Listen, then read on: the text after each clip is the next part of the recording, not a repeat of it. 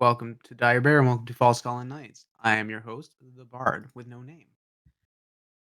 It's been a week, and honestly, I've missed it. Last week, I had such a great friggin' time playing. Although, y'all horny. Stop that. I didn't sign on for this. What? Why? No. No.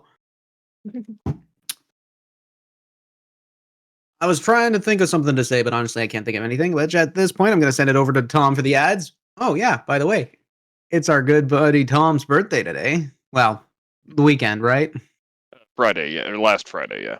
Yeah, today, so all I Thank you, gotta thank say you. is happy birthday, buddy. Thank you for being a part of the team, and let's get to the ad read. So, Alrighty, well, thank you so much, JT, and thank you, adventurers. Welcome back to Falskallan Nights. Before we get started, we should inform you that tonight's episode is rated RRRRRRRRR for respectably ridiculous, rip-roaring, raunchy, rabble-rousing roadhouse rowdiness. Thank you, Six Alive, for that gem. My speech pathologist will be in touch. Now, as much as the sexcapade petered off prematurely last episode, this one promises no shortage of fun, adventure, and possibly magical STIs. And to help you track the status effects of those STIs, we recommend our sponsor, D&D Beyond. Their platform allows us to keep all our campaign info and character sheets in one place. They've got extensive character creation tools, plenty of room for note-taking, and a handy search bar for rules, foes, and even conditions. So you can easily look up what petrified means after contracting goblin herpes. They also have a homebrewing tool so you can create goblin herpes. Thank you, D&D Beyond, for continuing to sponsor us, despite what I just said. We'd also like to thank you, our viewers, for continuing to sponsor us by buying Dire Bear merch. Yes, Dire Bear has merch, and I was hoping to show it off to you, repeating my sultry striptease from last week. Unfortunately, I was told that my disturbing lack of pectoral definition unsettled many of our audience. Also, I think I left my Dire Bear shirt at a friend's house. But this travesty could have been avoided if I simply bought more Dire Bear merch. We've got shirts, we've got sweatpants, we've got hoodies and mouse pads, and more, all emblazoned with the Roaring Great Dire Bear logo. We also still have the Pride-themed Dire Bear tees with the rainbow D20 in the middle, because nothing attracts bears like Dire Bear. It'll all help you look geek chic, and it'll help us continue to make cool things. JT, back over to you. thank you so much, Tom. I'm ready to have this game going. Who else is ready? An astounding yes. You don't see them on cameras, but they're all shaking violently. I'm not too sure if that's sugar intake or caffeine, but I'm scared. I'm trying not to fucking cry. That was so amazing. See, I do, I try. this is what happens when you give a professional ad reads. I don't have to do the work, and it's even better. But with that, let's bring us into tonight's episode of Falskallan Nights.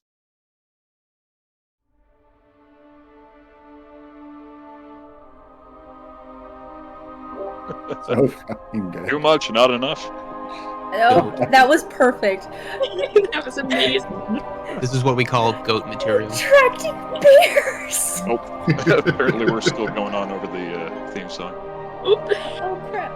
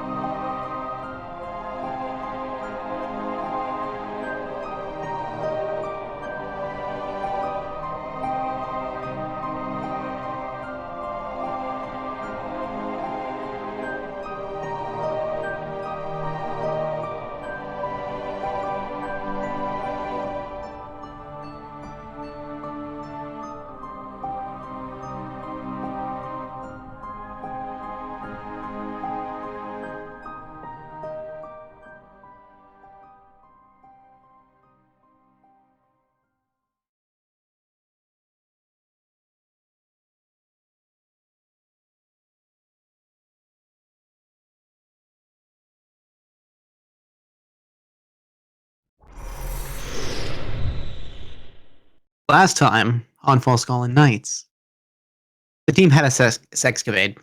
That's it. That's the opening. We're going. But seriously, it had been a time of rest and recouping over for Team Them, going through the towns and finding a new way to explore themselves. Halsterian was examined because he had come through the portal, not remembering everything he had experienced. He was feeling fatigued, exhausted, and overall feeling confused as to things have become the way they have. Beatrice, having woken up on a beautiful crisp autumn day, late for work, leaving behind the apartment on a beautiful canal in the city of Solness, rushing past all the smells of freshly baked bread and pastries, seeing all the people that she worked around, and then heading into the work herself. Sweet talking her gumpy tea into not being upset of her being tardy. But a hard day's work had come through and was just about to start.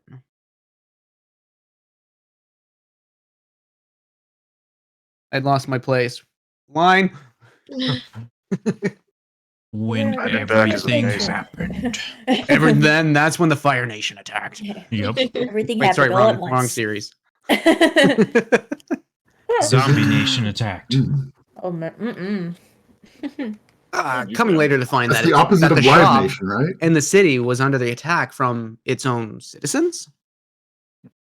Having customers in the shop, Gumpy T decided to hold back any assailants, while Beatrice, her sister, and her brother took the customers to get them to safety. The Sexcapade crew found themselves caught in a bind in the bridge of the town of Flobbid. Turn it to Flossed.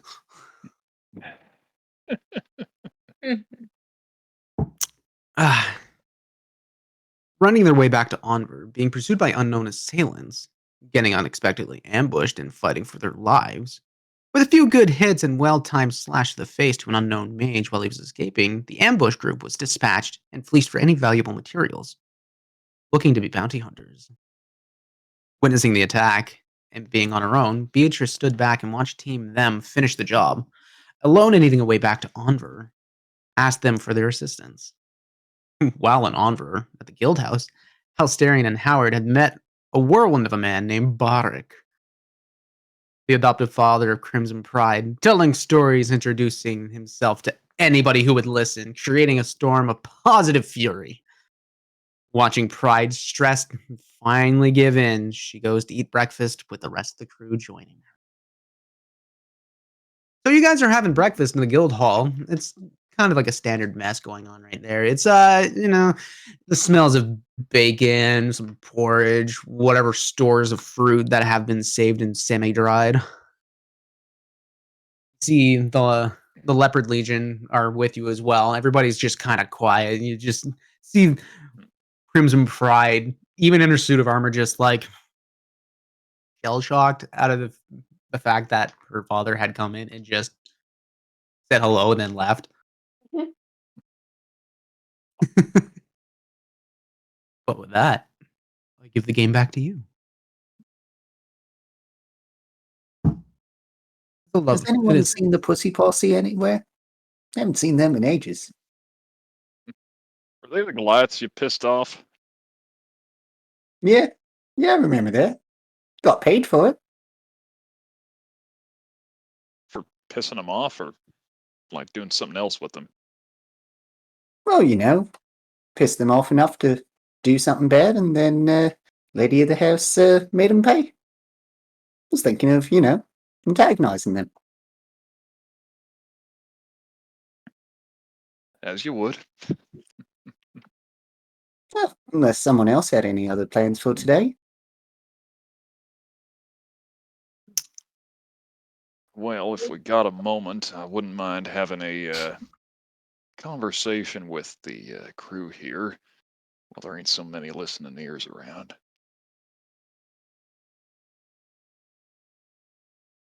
Well, Sure. Yeah. All right. Well, y'all know this place better than we do. Where's the best spot to talk without mixed company? The sewers. I honestly, meant in the guild hall. I do need to test something I've been working on, and somewhere like the sewers or outside of town or somewhere where if I blow something up, it's not going to cause a problem would be great. Outside the city? Oh, I mean, that that's a means bit I of a could have walk, left my but friends. if we can somewhere that I'm not going to get in trouble for blowing up a classroom. The trading yard. That'll Yes, work, anything would be probably. preferable to the sewers again. Only just got the smell out of my duster. Well, Beatrice, I suppose y'all ought to come with since, well, you kind of got mixed up in the business I got to discuss one way or another. Well, let's head to wherever we're heading then. I'd prefer not the sewers. But Thank you. Oh, Uncultured. there are far more cultures down there than need to be, okay? No. I guess it's acquired taste. I mean, I have prestidigitation ready. You speak like that's enough. I mean, it helps. Let's be honest. In the sewer, you need a soul cleansing, not just a prestidigitate. Well, Alabel's not here, so. There is not enough minor resistance in the world. All right. While you guys are having this conversation, you just over here in the background, you hear Pride. Yeah? Yeah, New Blood's here. Okay. She looks up. She looks up, looks over to you, House Darian. Apparently, we're having a council meeting today, and you've been invited. Wait, just him? I assume the rest of you guys would be invited Okay. along. We better. That certainly does make me feel a bit better, yes. Will you be joining us there? The council meeting, all of us are going to be there. Ah, good. When? Because, like, we got to do stuff. Give me a second. She just grabs a necklace. Yeah. When? Uh-huh. All right. Yeah. Afternoon. About the mid-afternoon. If you want, you can meet me here, and we can go all together. That sounds good. That sounds good. Wondrous, yes. Gives us time for lunch. Exactly. Those meetings are gonna be hell. God forbid they give you the freaking leaves again. What do you call it? Salad? A salad? God. I take it you're not a fan. No. I mean, they treat you like rabbits? Are you kidding me?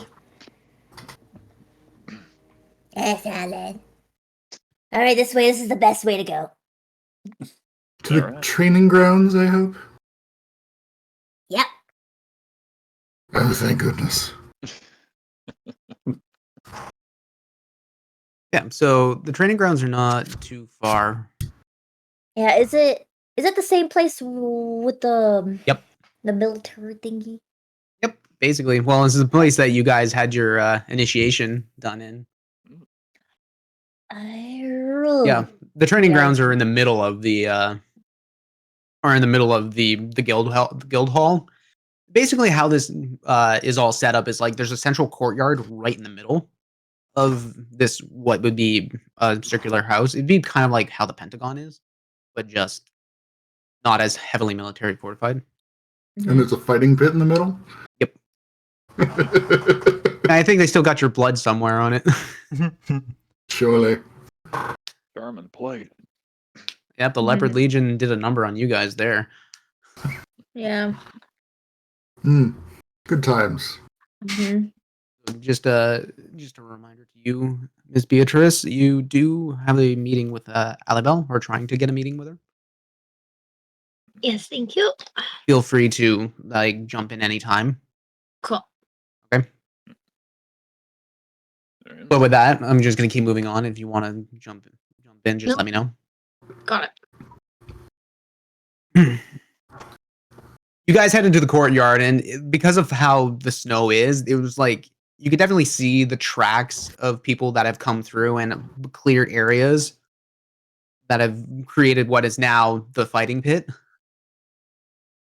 There's still targets, like arrow targets, set up, and like the trees have now lost all of their leaves, but it's still kind of pretty. And the snow is it's snowing quite lightly, and in this morning sunlight that's coming through, it's rather pretty.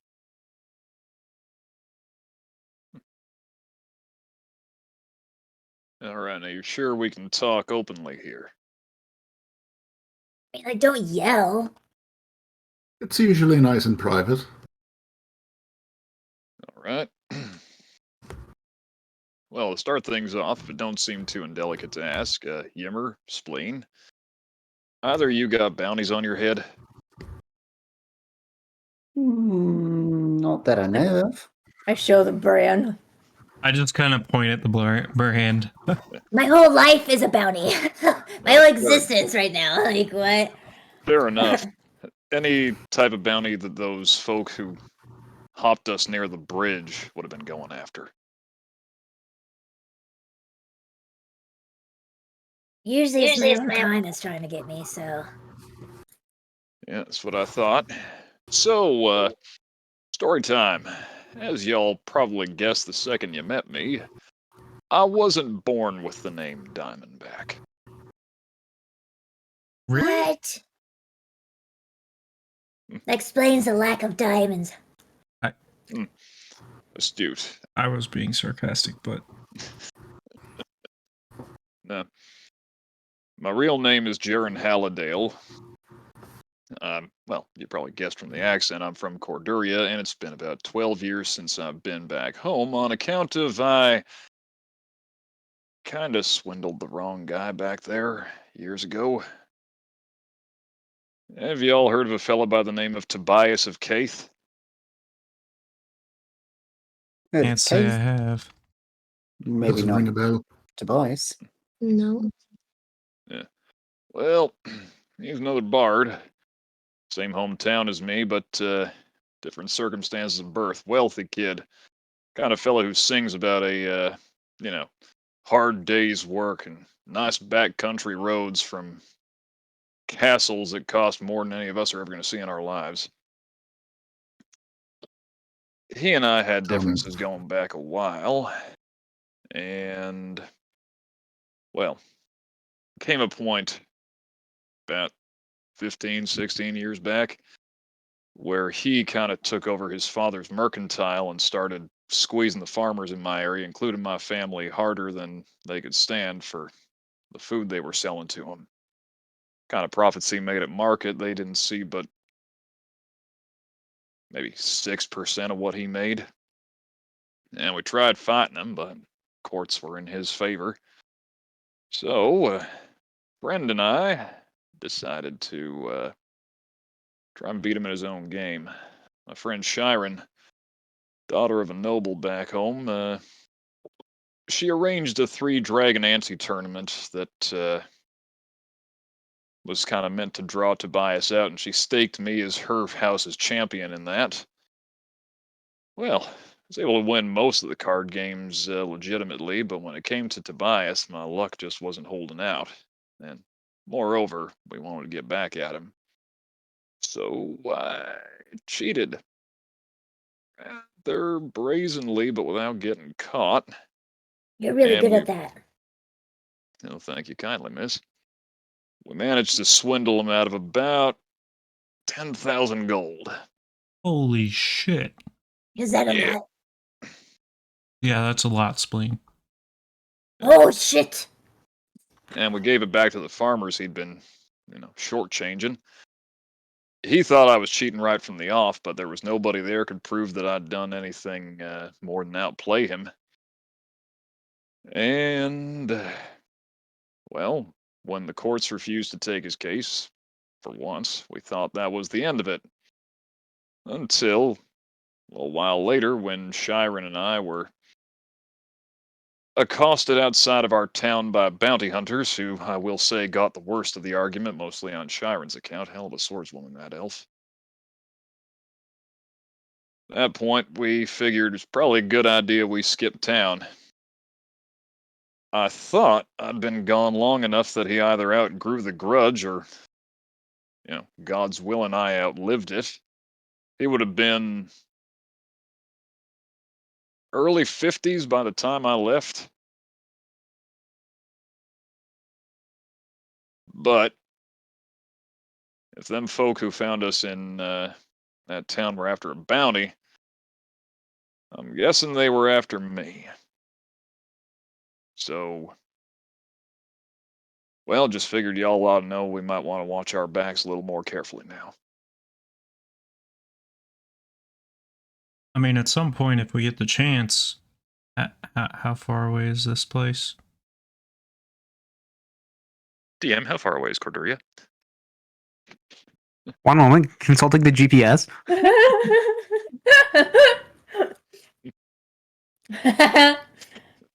Oh, fuck it.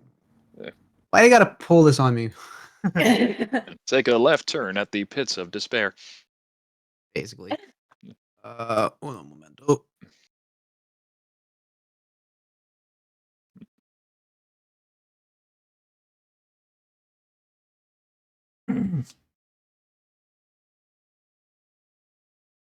Corduria is in the neighboring country. I thought it was another place, but no, it's the neighboring country. But given the distances, it's quite it's a fair trek just to get to the border. I mean, would probably be in spring again by the time we made it there, and Not that kind of a not that kind of a trek. that kind of a trek. We'd probably be in midwinter by the time we got back over there. And to be honest, I think walking back into that place ain't exactly the best choice for me right now. I just figured y'all should know. I mean, if it's another country, we could probably get over there, burn him his place. Take care of then the burn problem. him. Yes, take care of the problem, and then come back. Yeah, Shiren wanted to jump right on the murder train too. Would someone really be hunting you this far away over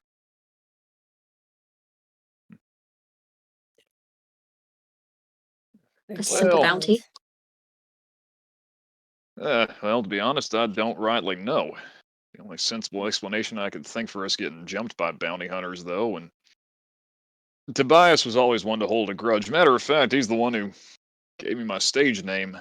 When I cheated him out of that gold, he called me a low-down, poison-spitting diamondback, and, well, I figured it fit. We both have an affinity for scales, and our bite's mighty hard to get back up from. Yeah, I was gonna say, how is that an insult comparing you to a deadly creature?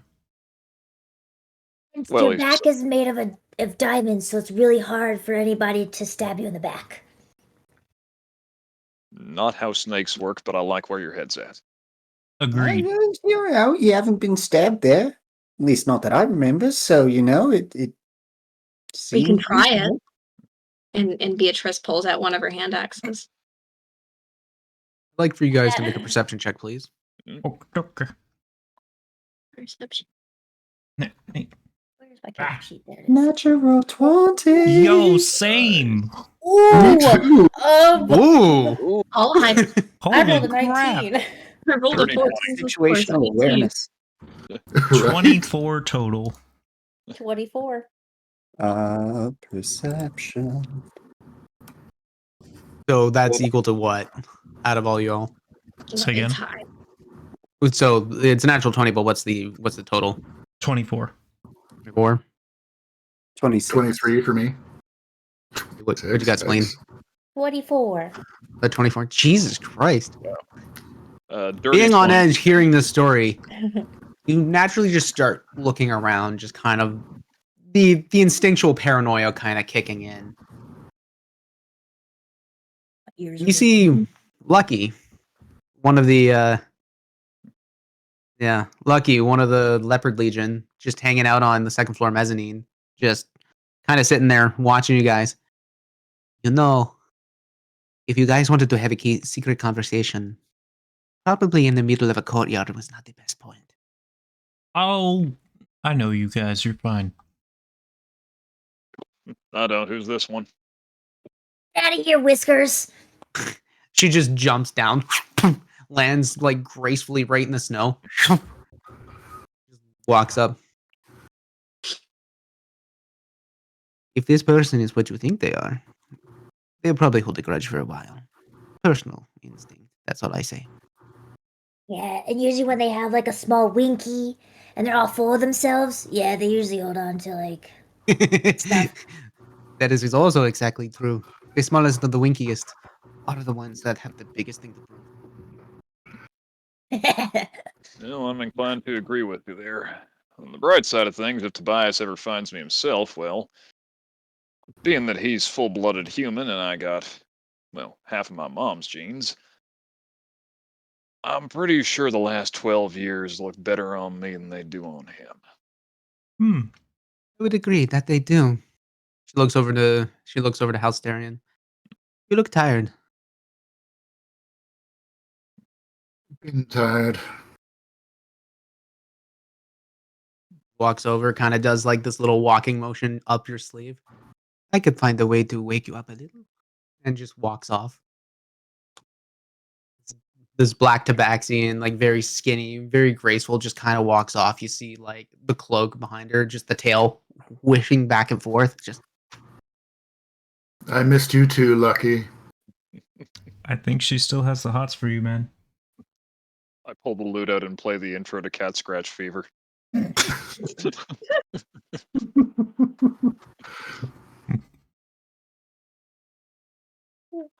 and I give negative. So, Hal, are you gonna stay all night to get lucky? Oh my god. Whoa! Why do I get the feeling he's going to get a bat? TM's gone. Whoa, that Pickle was... juice. Hey, go get that pickle juice.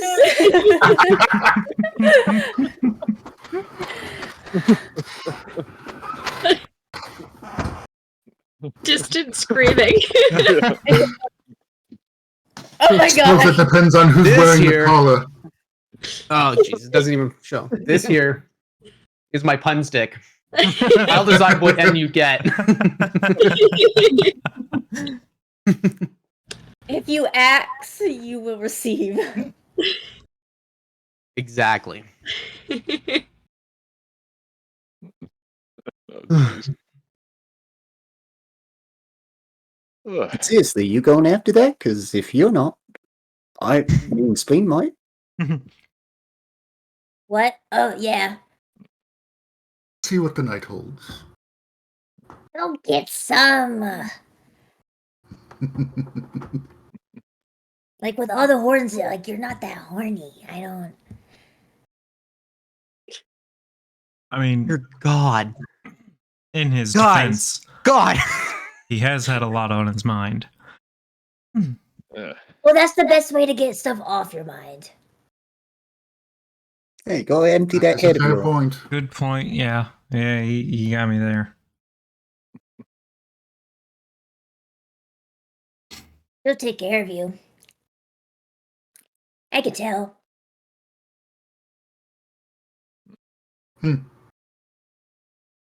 How's that mind of yours been doing, by the way, Hal? Ain't got a chance to ask you properly. I mean, my memory of the event is still pretty fuzzy, but I mean, other than the occasional headaches, I've been better.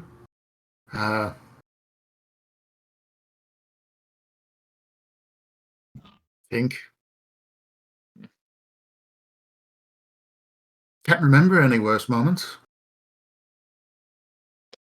Well, I have to go see Alabel. Would Alabel be able to help with memory?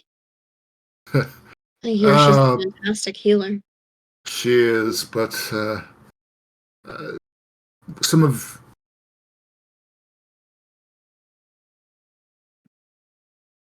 she is not the only one who has visited me in the past few months trying to help resolve this issue.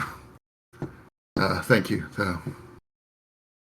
But it will simply take time.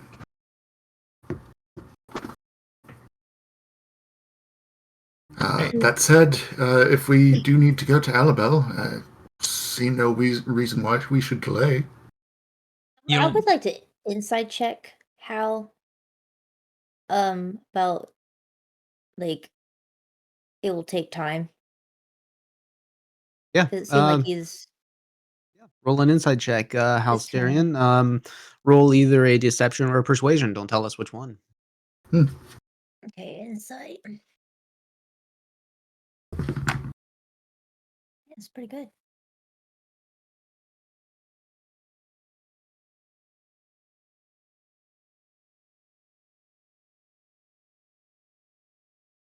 Got mine. All right. Would you like to say first or me? 18. 13. Halsterian seems to be, well, better yet, are you telling the truth? As far as he knows, all this is going to take is time wounds all heals. Time wounds all Wounds all heals. I like it. I'm not correcting. You just don't. You just give up. You're like, whatever. Something's gotta give. No, like Halsterian still looks rather ragged, although as not as ragged as you first saw him coming out of that portal. I would hope so. Yeah. He's gained a little bit of weight again, and he's obviously like his strength is looking to be back to where he was, but ultimately you're not sure. Given you don't have a Eating more cheese. medical background. Yeah. You're just Yeah, like, he got skinny, he got bigger. I think he's Yeah. healthy again. It was a matter of like, is he avoiding? What are you? I don't know. Are you? Yeah, are you avoiding? No? Okay. He just freaking tired. Just freaking tired. You know, while we're on the subject, spleen here, I'm gonna hand the lockets back over to her. Oh, Yeah. I figured you would want to hold on to them since you're back. yeah. Lockets. What's the importance of these lockets? A work in progress. We're working on figuring that out. What's important is that they're mine. Interesting choice.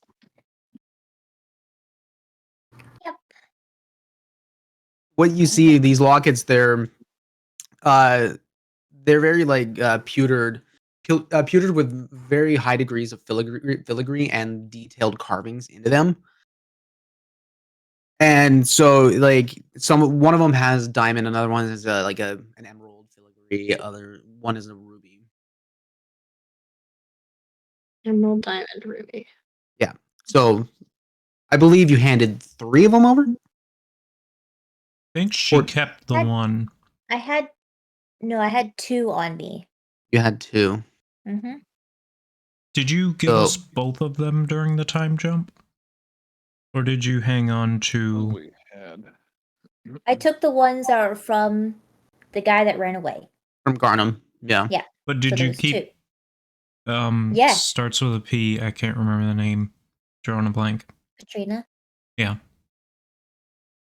Yes, of course. Okay. You kept her locket. So I don't only see her had partner one with over there. Katrina's. I am not. There was So only then one handed Spleen over has then. all 3. Oh. Okay. Yes, bitches.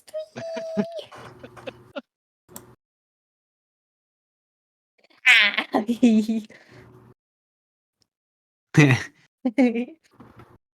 So at that point, you guys are still just sitting there. Alabel, you want to head out to Alabel's. Wow! Holy crap! I just had a fucking fart. Just everything out the way. Okay, we're restarting this thing. Okay, welcome to Falskallan Nights. Oh god, hang on, I need to get horny for the ad read again.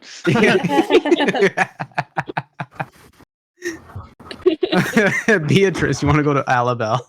Go see Alabel. Will we have time for that before the afternoon council meeting?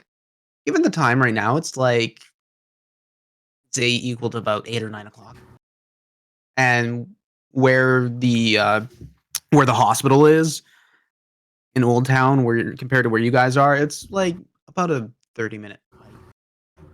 So you guys definitely have the time to see if she's where she is. I'd like to go see Alabel if anyone Yep. wants to join. Well, before we go, give me just a minute. I need to test this. Also, maybe everyone should back up. I don't know how this is going to work. Steps back. A little bit further. It's a big Oh my radius. god, why? What the hell? Ugh. Well, I've been trying to get something to work, and I'm not sure if it's working yet. And So now let me know, is this your first time trying this? probably not. He's Okay. probably been trying over time as he adds more gems to the component. So explain to me how you have everything combined right now. So there is a diamond in the center of this cluster of gems that he pulls out. None of them are extremely large, but those of you who have seen him use chromatic orb will recognize the size and shape of the center diamond. And essentially, he has melded together a few different gems around it of various colors. And as he starts with a short verbal incantation, targets, away from everyone into an empty area of the room that doesn't have too much destructible stuff. And I imagine there's training dummies out here, right? yeah, For now. which is what he will be aiming towards and attempting to sculpt around them if possible. But his main focus is seeing if he can get it to work. Okay. So he'll hold out the gem, turn one of the colors outwards, and cast a little beam of light through it. I would like for you to make an Arcana check, and I would like for you to make it with a -5 on it. Oh boy. Okay.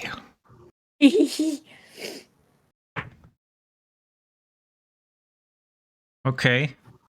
That could be worse. Could be better. 13 total. 13 total? Yes. Okay. Holding the incantation in your hand and like the component, you're focusing. You have the wisp. You imagine the wisp of light. You place your hand and it shines right through. As it does, what the rest of you see is basically kind of like it's kind of like that anime beam of light where it's just like that one little shred's like Yeah. and it looks like it hits the target. Doesn't look like you put enough power into it. Or something's off with the formula. Not quite right yet. Maybe. I'm going to go inspect the area and see if it looks like there is any elemental damage of the right type. As you start getting closer, you start noticing it just explodes a little bit more, but it's only about a 5-foot radius or so. Still wasn't enough power, but there seemed to be a delayed effect on it. I just kind of stop and back Up. I'd like you for you to roll a d8 for me, please. D8. Yes.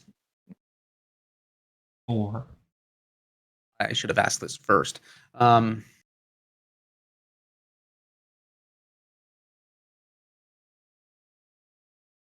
I can roll again if needed. No, just After you ask. no. Roll a d8. Oh, it's a 4. Was it 4? Mhm. As this thing explodes, you see what looks to be like ice shards just flare right out. Oh. All right. That's a good sign. I'm gonna pull out a book and write a couple of notes real quick. I lead over to Beatrice and he does magic. Was that Yeah. supposed to happen? No. Kind of. We're not talking to you. A little He bit. doesn't seem very good at it. I know. Testing. He has his days, and sometimes it's good. You The know, other one over there, the one that's tired and looks a little sad. The horny That one- Yeah, the horny, not horny, not the bard, but this one. Yeah, that one also does magic, but I think he has daddy issues or grandpa issues. Good to know. Everyone seems pretty broken here. Well, I mean, Yeah. you don't go adventuring if you got everything squared away and settled at home. Not wrong. Not wrong. And you know what they say?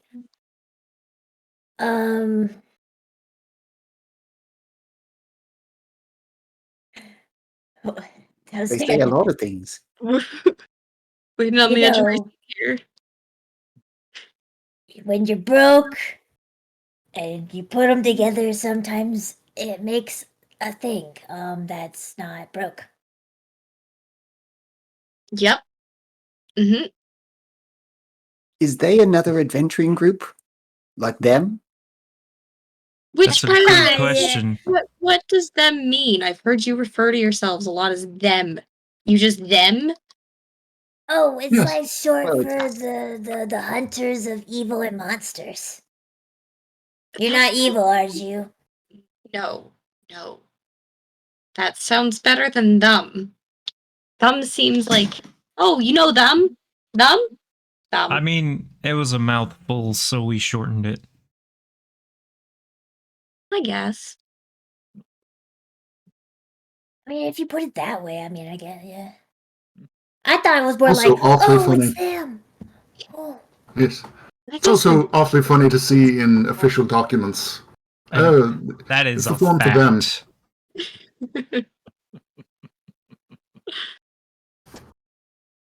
Asterion, So- for somebody who's actually seen legal documentation in Falskallan, usually any acronyms is parentheses. The full name is written out as for legal Yeah, this binding and is- arbitration. I have to take it where I can get it. Beatrice. You're not allowed to have fun in this boat right now. We're gonna fit so much emotional damage in this creature. Beatrice, how do you know Alabel? So, Gumpy T, my granddad, adventured with her years before I was born. And they're like best buddies. Like, she's basically my aunt. Wait, like part of the Ballbuster Brigade? Yeah. Oh, Yeah. Oh shit. He's got lots of stories about him and Alabel and all the shit they used to cause. They used to Yo. just walk into bars and you know, two little people, especially in human bars. You know, if someone wanted to pick on a fight, they would just settle it straight. And Tobias was a handful, and Alabel was also a handful. So together, it was a good combination. Made a lot of fun stories. hey, we've seen her take on several elementals by herself. I don't envy anyone who picks a fight with her. No, certainly not. Yeah, I- Gumpy took on a few of those guys all on his own, so I don't know what they're called. All I know is they make weird noises. Looks like you. Yemi's just eating mushrooms. Yeah. What are you looking at me for? Well, I think one of them know where she is. Looks at Howard. What, us? All I know is she's here in Onver somewhere. I mean, I can ask her.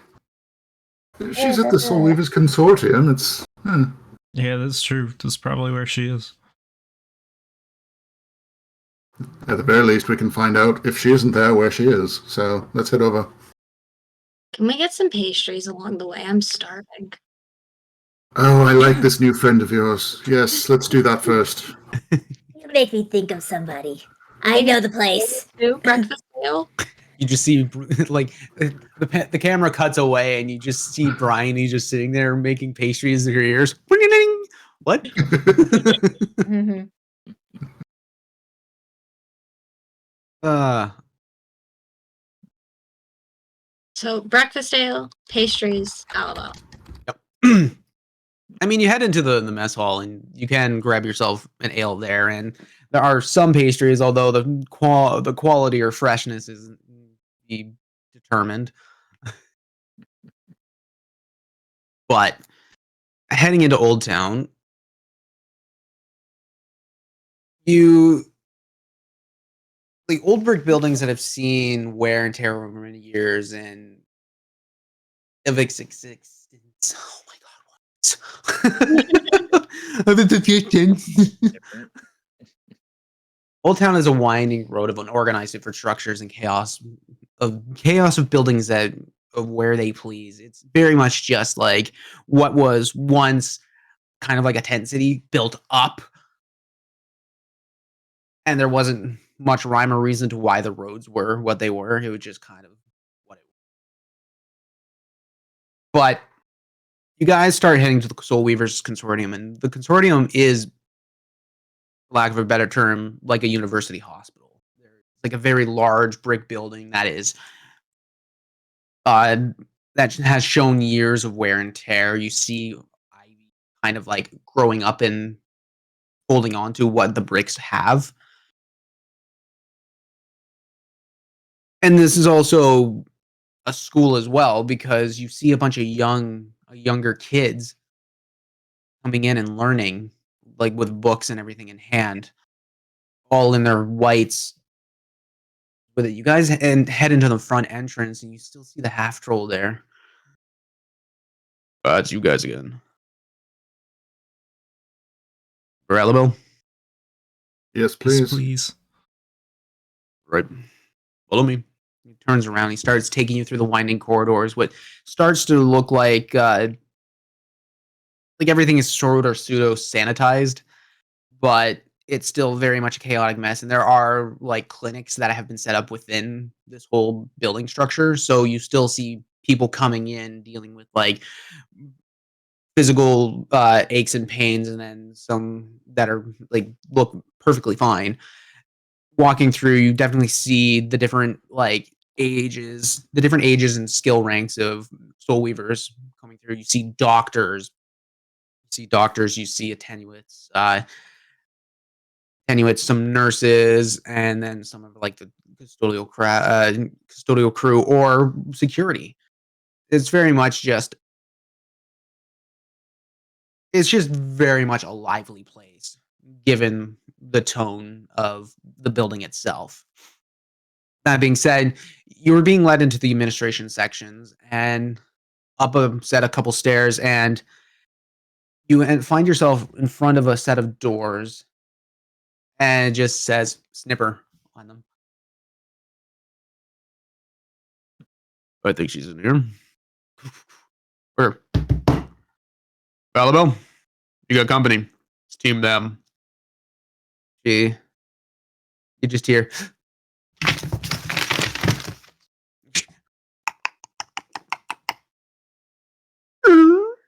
the door opens and you see this old gnomish woman. And she's like super small and almost looks too scrawny for her age, but given that she's still wearing her armor and the chainmail underneath, walks with just a ample spry and like she has not missed a day whatsoever growing up. Couple of fun buns on the top of her head, and you see just this old face that looks like it's been years of weathering and use and just like battle damage and stress all hit at once. But soon as she opens the door and sees all of you guys, then sees Beatrice, it's like, hi guys. You see the intimidating persona just disappear, and she's a child again, and she runs over and gives her the biggest hug. You do that exactly as she starts running to you, but you catch her in front of. Actually, roll for initiative on that one. Roll for hug. Mark inspiration. 15. 15, natural 1. So you beat her on the hug before she was going to grab your face. You're like, Pick her up and squeeze her legs up in the air. Look, and you let her go, and as soon as she does, look at your hair, your shape. Oh my god, so beautiful. I haven't seen you in so long. It's been too long, Auntie Belle. No, here's my bee. She just comes in, gives you like a forehead kiss. All right, come in. She looks over. The rest of you guys come in. What just happened? They've known each other a long time.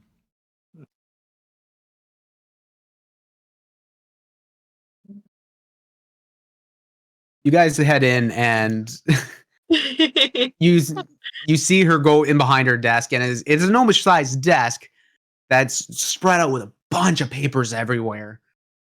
And looks like there has been like multiple cups of tea that have come in and a couple of like pots of liquid that have come in and just sat.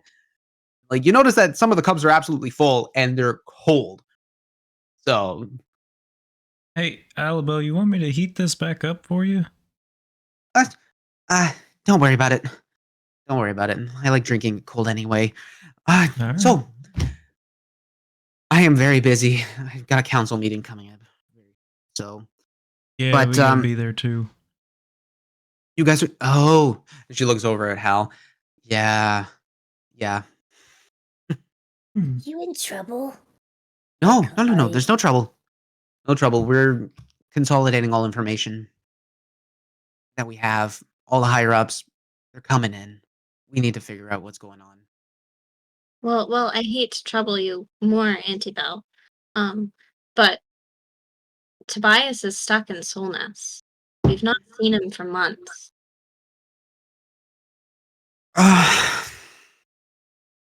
Did he do something stupid by going in?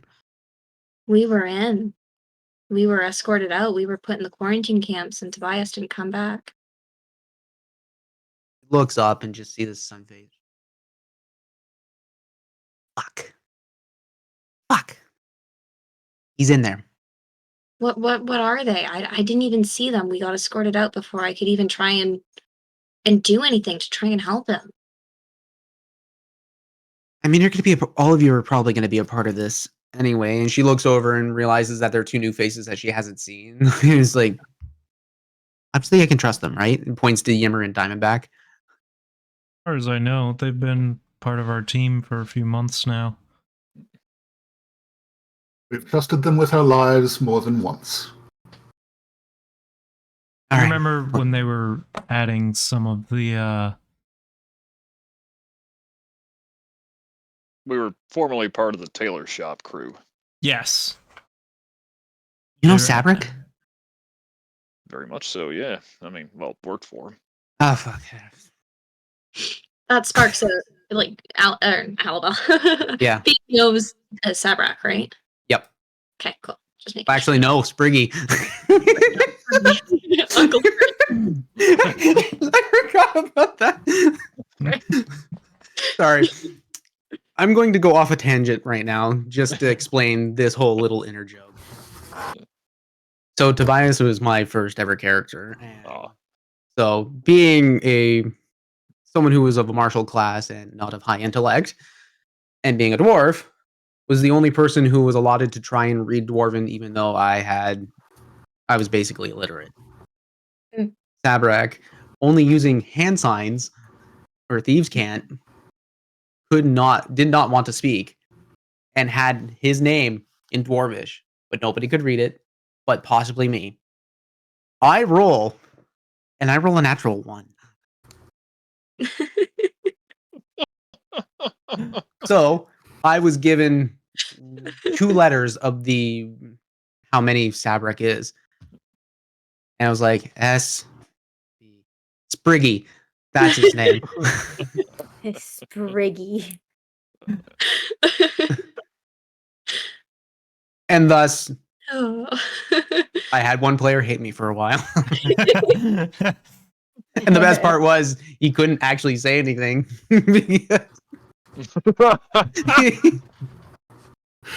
Because all he had was thieves' cant. Nobody understood thieves' cant. Mute. Amazing.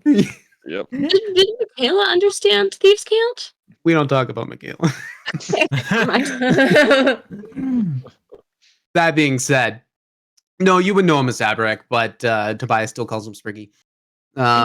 You have met Sabrak as well. So, that being said, oh fuck it, you're gonna be a part of the council meeting anyway. Troll's been involved. So we've gathered recently. Very Yeah, I was hoping recently. you wouldn't say that. Yeah. Yeah, we definitely have tried to keep that under wraps. So obviously this is secret.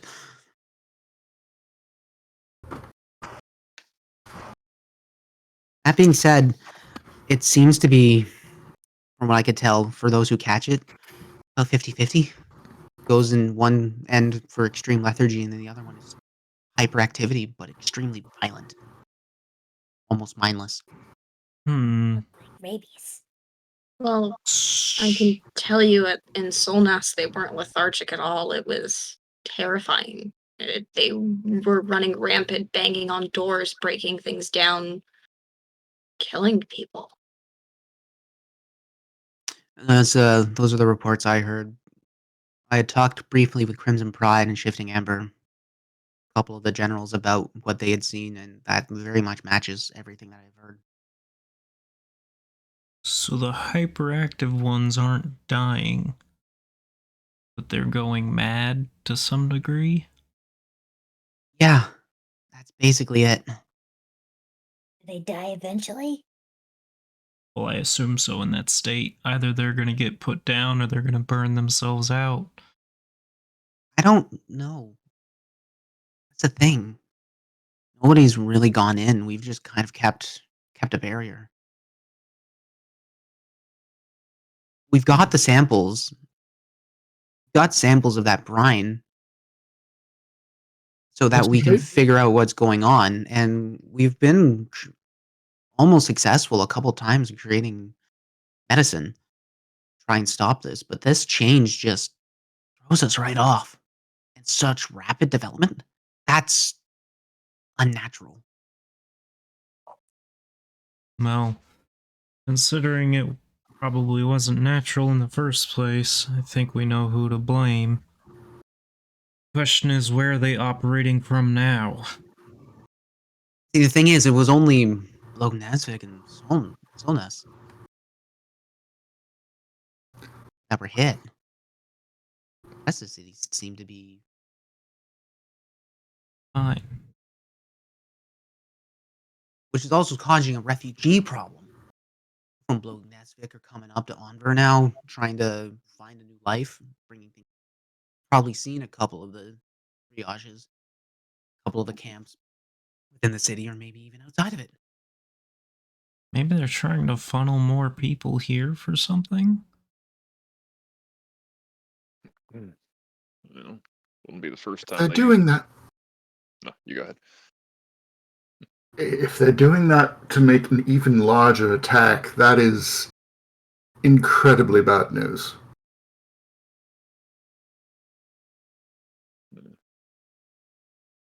And we definitely know they've used gatherings in the past for, well, admittedly smaller scale shit than this, but still fits their Yeah, MO. seems to be there.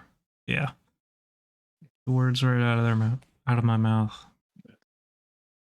So this Yeah. is a common problem then, everywhere?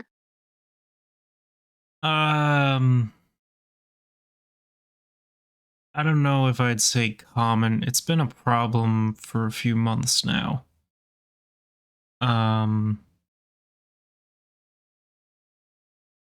Long story short, there's this group causing issues, and we've been helping to deal with them periodically. If you see any elementals or any suspicious people, say something. Well, I mean, if you see elementals, probably everyone knows already, but if you see anything suspicious, especially anyone with bracers with these designs on them, and I'm going to pull out the notes with the metallic bracers on them. Yeah, you show them, and they're fairly well detailed and designed. You wouldn't think a nerd would be have such artistic skills, but they're really beautiful. And so what you see is basically like a bracer design that kind of goes halfway up the forearm, nice gentle point on it, but there's a metallic plating over it, or what looks to be metallic plating, with very beautiful, intricate designs, runes carved into it or drawn, but you get the point. They've been using these to summon elementals extremely quickly, like in an instant. Most of the time they lose control of them, but I don't think they really care about that. So they're just doing this to take over cities? We're not really sure So yet. chaos. Yeah. It's Well, these had like significance, and I have all three of them here. That's why I'm holding on to them so tight, because we lost two of them by a little snake. Not that type of snake. I look at them like, you're a good snake. But like the crappy ones, like crappy snakes. Like the ones And- who used to be friends. Backstabbers. And they have some, I don't know, magic connection. We're still sorting it out, but essentially they connect to other planes. It's potentially a large problem. Annabelle, have you looked at these?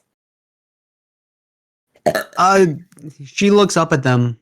No, I Sorry. don't think I ever have. You want to look, but like I gotta have them back. Okay.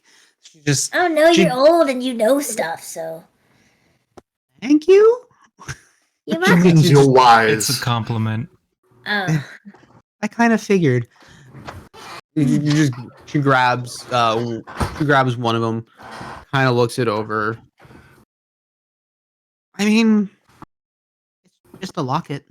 I really don't have anything for identification.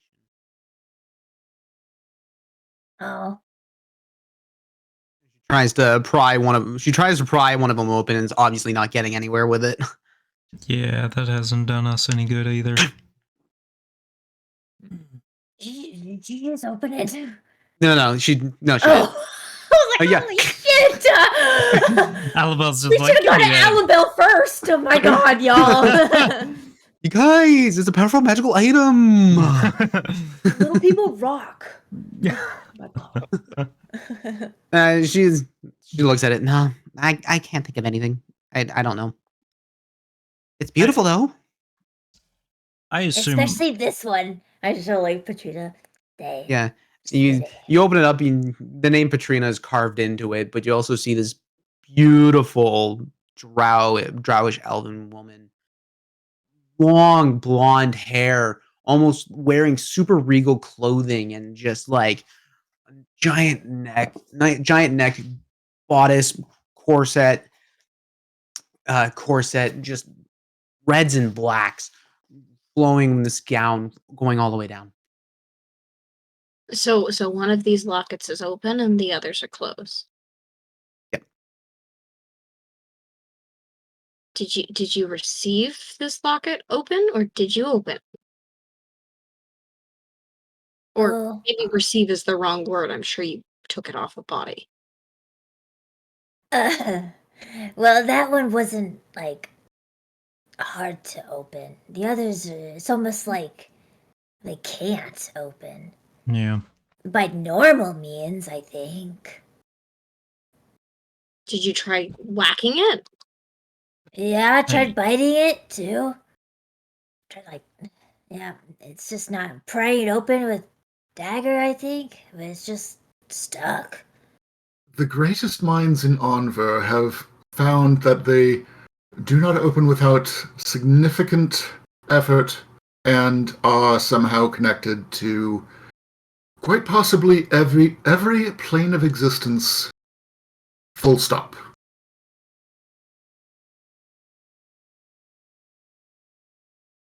So they're dangerous. And Oh, okay. Yeah, they probably are. shouldn't be opened. Honestly, yeah. I think I need another breakfast ale.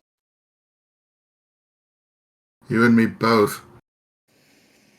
I imagine Alabel would have been the person we delivered Izana's head to, for people to try questioning the head periodically.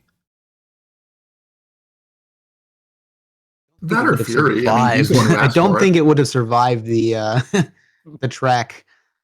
Just Oh. getting all friggin' gross and slaw-like. I don't know how well Speak for Dead works. It's not a spell I have. That's their repertoire. It becomes like the skeleton from the last unicorn that talks and stuff. We just bring it and we're like, can you do something with this? I know it looks terrible. You just bring a fucking severed teenage head. It's just bone. It sounds like a xylophone. Every time it talks. Ugh. Spleen your Disney showing. You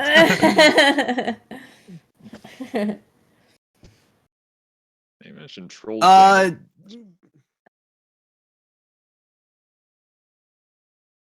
I'm trying. If you were trying to get answers from Izana,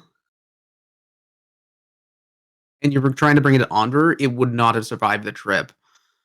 Like, it would have gotten real stinky, real damn quick. Okay. Let alone if you put it in a bag, you sealed it, and you opened it up. That would have been a fucking sight to see. We probably, 'Cause, like, yeah. The travel distance between Onver and Menestad is about 2.5, 3 weeks. And the last attack was we were at Menestad too, weren't we? Yeah. And there Like, is a that's where Soul Izana Weavers was, yeah. group there, so we Mhm. probably would have left it with them over there. Yeah. You were saying something, Tom? That I was being gonna said, say. Elabelle looks up. Honey, she looks at me. Honey, I'm trying to find a solution to this issue and problem. But that change threw everybody off. This is why we're having a council meeting to really figure out what's going on. Try and come up with some sort of plan. This is probably why they're trying to get diplomats from other countries to come and help us. Well, remember last time we were looking into their Trollsbane activities, mushrooms were heavily involved. Yim here's our fungus expert. You just see Yimmer still munching away on mushrooms. Yeah, they're awesome. Uh-huh. Do you Is have anything to expert add? the right word? Well, if we're making something, I can add some different mushrooms or some different fungus. Hmm. I'll usually just find out what they do by trying them, or having someone else try them if I don't trust them. Do you Yeah, have like a anti-fungus fungus? That's what we're trying to work on. Oh, Oh, well, if you have enough of them, eventually it stops affecting you. At least that's what I found. Your idea is to grow a bunch of mushrooms and feed them to everybody. Well, you asked me for my opinion. Gumpy tea makes a really good mushrooms too. See? Make us two. Make it a bit more palatable. yeah, That's the Howard's problem, gonna right? get a You can give me a nosebleed. week and I can tell you all the logistical problems of this. I In my So defense, that's not a save no. yourself the trouble. my defense, I No, say he was our the- expert. It's a very comparative thing. Exactly. That brine that we had received, we had put a couple mushrooms in there just to see what would go on. A little test sample, and that did spawn. That did started producing spores that were causing Troll's Bane. So we know that is what's going on. Hmm. And people look into it, and it's definitely extra planar magic.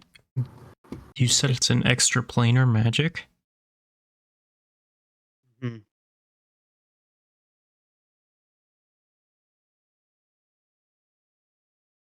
We know which plane. No. Shit.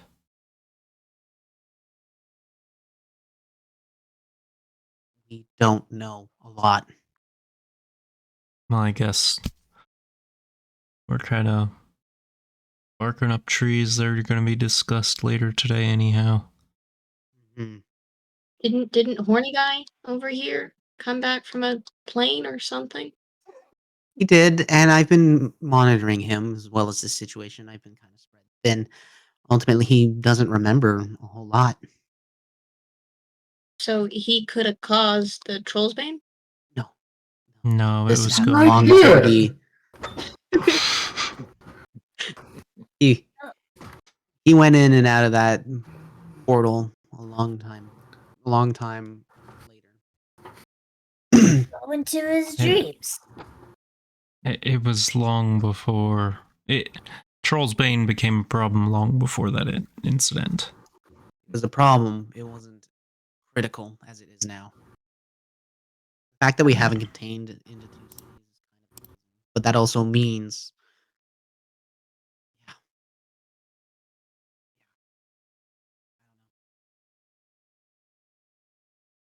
Yeah.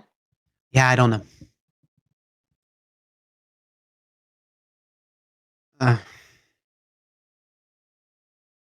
At this point, there's a lot to think of, and I need to start prepping my notes. At that point, I will see every one of you there. B, if you want to come with me, you can Come with you where? to the meeting. Well, I think I'm coming with these guys, but I think I'll be there regardless. I don't know if we have the authority to bring you in, but if Alavel's there to bring you in, I don't think it'll be an issue. Mm-hmm. I mean, yeah, any extra time with Intel I can get. Yeah. No. Do whatever you need to. I'm here. I'm not very book smart, but That's okay. Sometimes, well, like your Gumpy T, he wasn't all that smart either. Doesn't mean he wasn't useful. I'm just nonchalantly pointing at Spleen. What? What? I What? don't know. Regardless, lately, book smarts haven't been doing me much good anyway. Mm-hmm. You guys need some voodoo. Voodoo. Yeah, I that see old things like are laughing. That's what I do. see. I like her method.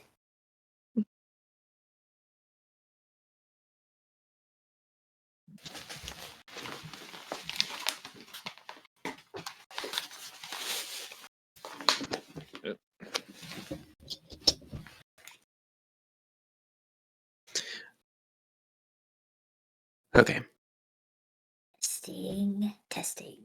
Testing. You good? Yep, no echo there. Yeah, I'm so sorry, guys. I seriously hate like It's okay. wow, Whatever you Thank you. did sounds like really crisp. Yeah. Yeah. very whole-bodied. Yeah. Oh, Yes. very much so.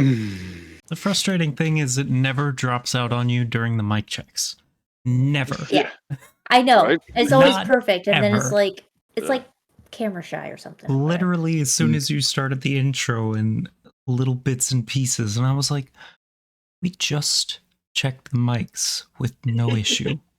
Yeah, I'm gonna just get you a HyperX. please. I'm gonna just get one for you. Really. DM gift. Yep. I mean, I wouldn't mind that. Anyway, so sorry, I've been distracted this whole last little bit of the conversation because I've been trying to figure out how to get this working. Yeah, that's all right.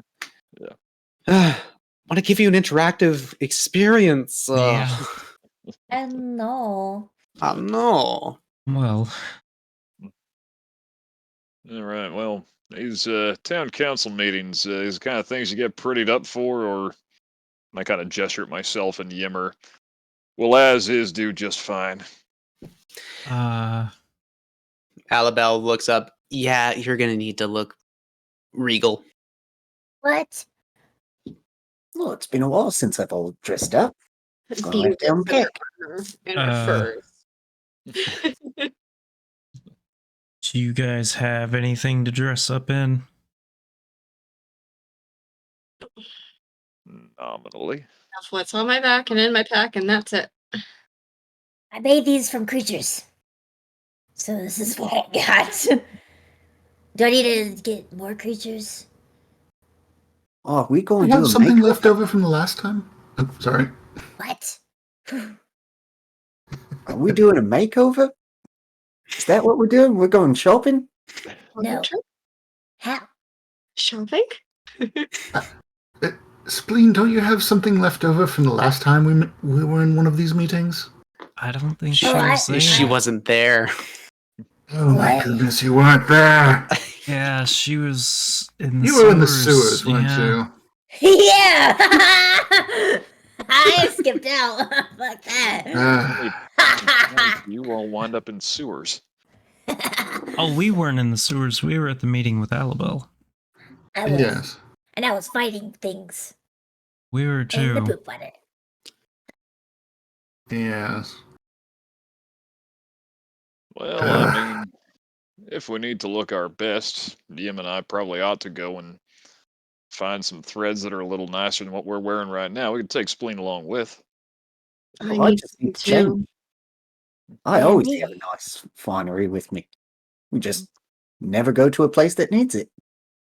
I mean, at the very least, you can visit Sabrak. Yeah. Sabrek is in Menestad. Wait a Right. minute. Sorry. I know. I Wrong forgot town. we I were in forget I Enver just said too. that. Bee goes over to Alabelle and just starts braiding like a random piece of her hair and just goes, Is there any nice clothing shops in town? I mean, yeah, there is out in Ashhorn's Hollow. That's very much the regal part of town, but it's going to cost you a pretty penny. I mean, because Halsterian is actually being invited, he could probably use his grandfather's wardrobe. Well, You Yeah. probably could. If we have to do that, everyone should be on their best behavior. That. But I mean, if Yeah, you're yeah. going with one of the colors, they might be able to help you out with that as well. Just generalized wear, but you might be under their color palette. Yeah, that's true. I compare This one. myself to Alabelle. I'm bigger than she is and taller than she is, and I'm like, I'm not gonna fit in your clothes, Annabelle. Very much broader shouldered. Yeah, I think what Beach is wearing is fine. What's wrong with it? Yeah. Nothing, Legal. but they She shows tend to off her get. cane and her furs and pulls a little move and pulls out her battle axe. You're and dealing poses- with royal processions. It's all pomp and circumstance. Yeah. There's a pageantry to it all. I don't like it whatsoever, but I mean, I do get to look pretty. Honestly, Really after last time, I don't know why they don't go You're such armored. a being. You're so All right.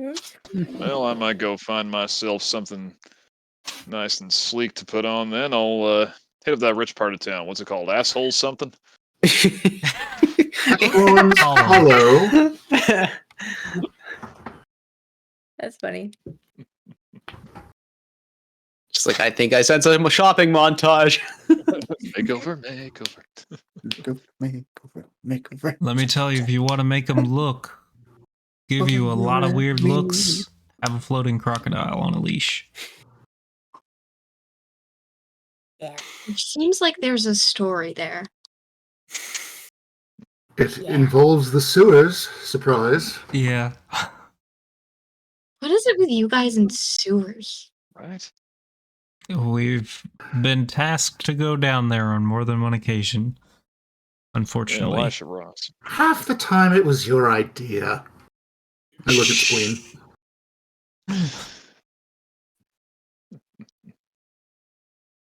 So, what color are we supposed to dress as? Because I have nice clothes, but I didn't quite go with particular palette. Are we red or are we green or We are are purple? under. We are If still choosing under. on Team Green. Rainbows. I will always follow her anyway. Red. Okay. Red is who we work for, yes. So we don't choose? I mean, I don't think it's an issue for us to have other colors, but it would No, make more all sense. all I said was you have to wear very regal clothing. It didn't matter what it was, but if you're going to ask one of the colors for help, you're probably going to be under their palette. Agreed. Yes. I kind of look at the red and black plaid pattern on my poncho. Well, I think that does part of it. More of a green and brown, so guess I do have to go shopping. I mean, not necessarily. It's up to you, Yim. I don't know. Are we looking our finest, or are we just going as is? We gotta look good, but it doesn't have to stick to a specific color. I mean, I'm going shopping. I'll come too. I I just mean, want to go. I'll look, but can't promise I can afford anything. Ashbourne's Hollow is expensive. No offense, Hal. None taken. That is the point. It is an area full of wealthy people. Mm-hmm.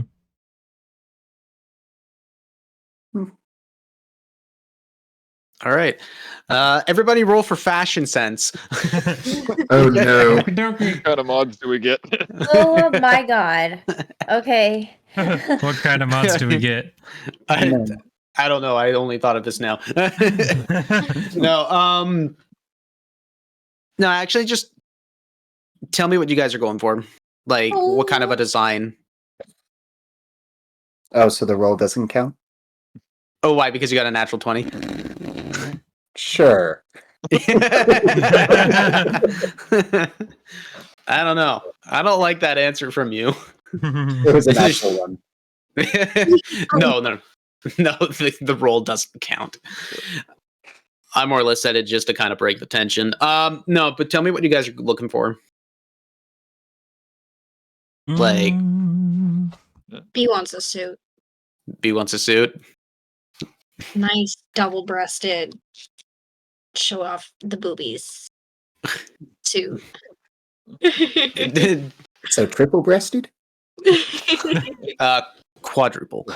Yes. And then All she's right. gonna use like one of her furs and like throw it over her shoulder. So Do that with a fur accent on there. Like, do you want like classic clean cut pants as well with that? yeah. Color design on it, or is it just like straight up black? I think just black. Just black? Okay. Not super fancy, but fancy. Yeah. So you guys end up heading into Ashhorn's Hollow, and there are very much a different series and sets of stores that have everything kind of like already pre-made and whatnot. So, and for different types and sizes, especially because, well, this is a diverse world and diverse things happen. Heading off into the first store, Beatrice, you go through a couple of different sets of stores and start piecing together a good suit, and you find this beautiful double-breasted suit jacket. Nice, like triple button lapels going right down. It seems to hug your figure just absolutely perfectly. Kind of just quick hem and seam in, especially when you have prestidigitation, right? You just like pin by pin.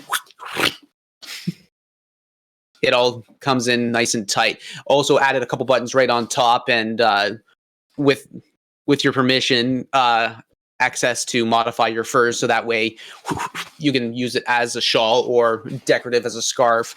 Flip it over, you have it hung over one shoulder as like a cape. Like that. Yeah. But on the lapels itself, there's a little bit of gold embroidery onto it as well. Just, it's very fine, like very super fine gold lace woven in. And it almost looks like, at a distance, it almost looks like a reflector. But as soon as you start getting close, you start seeing like the meshes interweaving and whatnot. Cool. Yeah.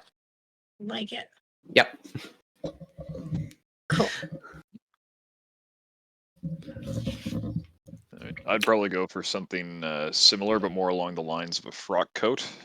So kind of like nice suit jacket lapel, but a good bit of sort of sleek tail / French coat-ish almost kind of thing. So you're almost going like in between what would be not a tuxedo, like a, what is it, like a penguin suit? Yeah, a little bit. Or like a what is it, the waiter with the long tails? Oh, like a maitre d'. Yeah. A little bit like that, yeah. Like still kind of vaguely functional, but definitely more tuxedo-esque. Be going for that in black. Probably want to find some kind of brocade waistcoat in red. Yep. Anything else? Don't suppose there's anybody around here that sells, jewelry that might be a little snake-like, would they? Darling, it's Anver. There's snakes everywhere.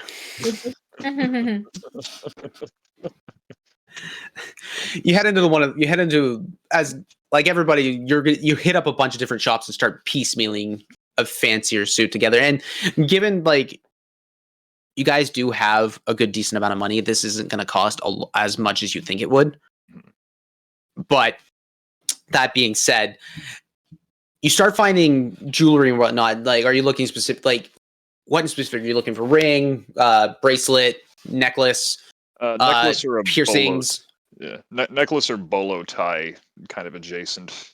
Okay, gotcha. So you start piecing a bunch of things together. You get a nice white undercoat going on, like an undershirt going on, and it's like a very high, stiff neck. Yeah. Very high, stiff neck. You start picking up the pieces of the jacket, and this, again, it was like a double breast, but it's like super deep cut. And if it wasn't for like the undercoat, you'd have some massive man titty popping out. That being said, again, you have this this coat that comes right down V, but also the design with prestidigitation and everything. These tailors know what they're doing, especially when a couple of them are magically trained.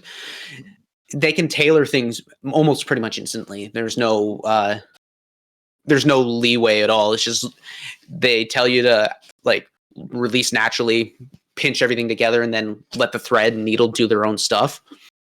Well, in that case, if I can get some red and black diamondback rattlesnakes going up the sleeves. Lapel as well. Oh, darling, you know exactly what I'm after. Oh, I'm good. And that so following the hemline, the hemline of the sleeves, you start seeing the needle just going back and forth, creating these very much snake-like patterns. Just like a couple, it's almost like just like 2 or 3 different sets and textures moving up both sides of the arms, and they follow into the lapel itself. The waistcoat's this nice goat's leather where it's soft and supple, and it trounces over you. The thing is, there's a couple ways you can wear it as well, where you have it classically fitted and worn with the sleeves in, with your arms in the sleeves, but you could also remove it, have it hung over one shoulder, and it turns itself into more like a half cape going on there. Nice. Yep. All right, and I think to finish it all out, I just find a good set of The bolo, right? Forgot about that. My apologies. And to tie it all off, you find this nice pewtered silver bolo of a snake's head where it looks like it's biting down. So it's just like the top coming down, and then the ties that hold the bolo together and around the neck itself stick out to where the fangs would have been. Mm-hmm. I like it. Yep. And yeah, then I'd probably just pay to have my leather hat and my boots polished up to look nice. Yep. Easy enough, and that's exactly what has happened. I mean, you've thoroughly worn both in, so polishing them up really gives them that kind of like you take care of your stuff, even though it's actively worn look. Yeah. All right. Anybody? Okay. Yima's gonna get a nice overcoat, so something that comes down to about a thigh and knee, and it's going to be kind of a dark crimson red with kind of not quite emerald green, but more of like a dark forest green piping all around the edges, and then going to have a nice same kind of crimson red vest, and then out of the right from under his beard, almost pushing it up, he's going to have a bunch of really vibrant emerald frilly bit, kind of like, that old style. And then the same frill is going to come out of the 2 sleeves. Oh, so you're gonna have like the classic like frock coming out here and boom boom. You know it. And then boots with slightly pointed toes upwards. With gold piping on these ones. Mhm. Feel underdressed, you guys. Hey, simplicity works. Simplicity. Yeah, especially with the furs, honey. True. And the cleavage. Well, normally I go a bit more of a fungus mushroom motif, but I think that might not go over well this time. Yeah. Read the room. You find yourself in a very old tailor shop. Like you see like this crotchety old man just look up. What do you want? Oh, only the finest. I only Good, you go come- to the wisest tailors, and you look like the wisest tailor here. He's kind of off in a dark corner. He's got a pipe in his mouth. He just blows, and you kind of see this silhouette of his face go out with the ashes that kind of puff out as he breathes in. He steps out, and you see just like this long beak nose, and just deep creases and crevices. It almost looks like he's. The best way I could describe it is basically like a Malamute, or like not a Malamute. What are the dogs that like have the super squished faces? Pug. No. A chow chow. Sharpay. Sharpay, that's it. very much has like a face of a Shar-Pei where you're not sure if he's actually looking at you. And he just goes, "Come here." He just grabs your beard, pulls you in, and he starts fitting you with everything he's got. And so you get the nice frocked undervest and undershirt kind of opened up right where the neck is, so it's not as high collared as everybody else's. Kind of opens right up, but with all like the frilling and whatnot, it lends itself perfectly to how your neck and chest hair just kind of naturally crawl up. He's like, "Take this off." He kind of like opens up your shirt. You see like a butterfly just. That was a caterpillar before. That's not the first time. And so he puts it on, long things. He's got the beautiful frock, and it's like this is all silken wear with like beautiful lace work intertwined and weaved into it. It almost looks like spider webbing in its own right. You get the vest going on, and it's beautiful, and it's dark, and this like it's almost like a cashmere crushed velveteen going on. I know. I can feel it myself. You know how I like it. I'm going only for the best today. Never taking this off. Yeah, he's like, and this guy's just doing it with like the pipe in his mouth, and he's kind of like Popeyeing it, just back and forth, just breathing in and out. And then comes the jacket. He's like, "Crimson red, right?" Yeah, got my eyes set on emerald, but I think red crimson's going to be the color for today. He looks you up and down. Got it. Turns around, runs in the back. All you hear is a box flies out of the out of the doorway. Just fuck. And then like a section of coats just start flying out left, right, and center. Comes out. And it's like this deep, dark, and it's an Arctic fleece that comes out. And so kind of just slightly trounces it. 1 second. It goes back. All you hear is fuck. Comes back out. "I crushed it a little bit. We're good." And he throws it back on, and it fits you perfectly. And as soon as he's like, "Put your arms through here," arm 1, arm 2, reaches into the sleeve and pulls out the frill, pulls out the second frill.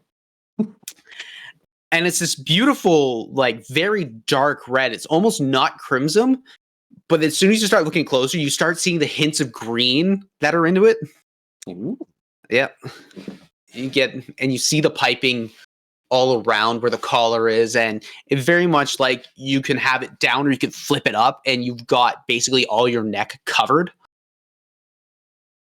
Given that you have a giant ass beard coming down, you basically just make your whole neck windproof doing that. And this coat is also double-breasted, where it has the potential to just do like you could do one side of the buttons up, or you could do both sides and have it like very like prim and proper. But also, he just looks at you. "You look like a guy who likes a lot of pockets inside." And he just opens it up, and you see lines and lines of pockets. Oh, this is going to be great. Yep.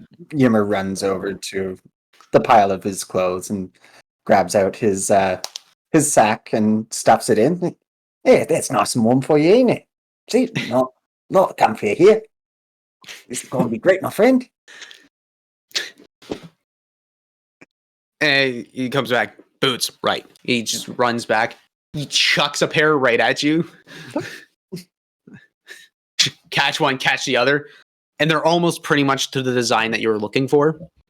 Not exactly what you're thinking of, but it still works because there's nice dark leather boots with a nice point right on them. But instead of it worked into the leather itself, it's actually worked into the sole. So that way the boot doesn't split easily.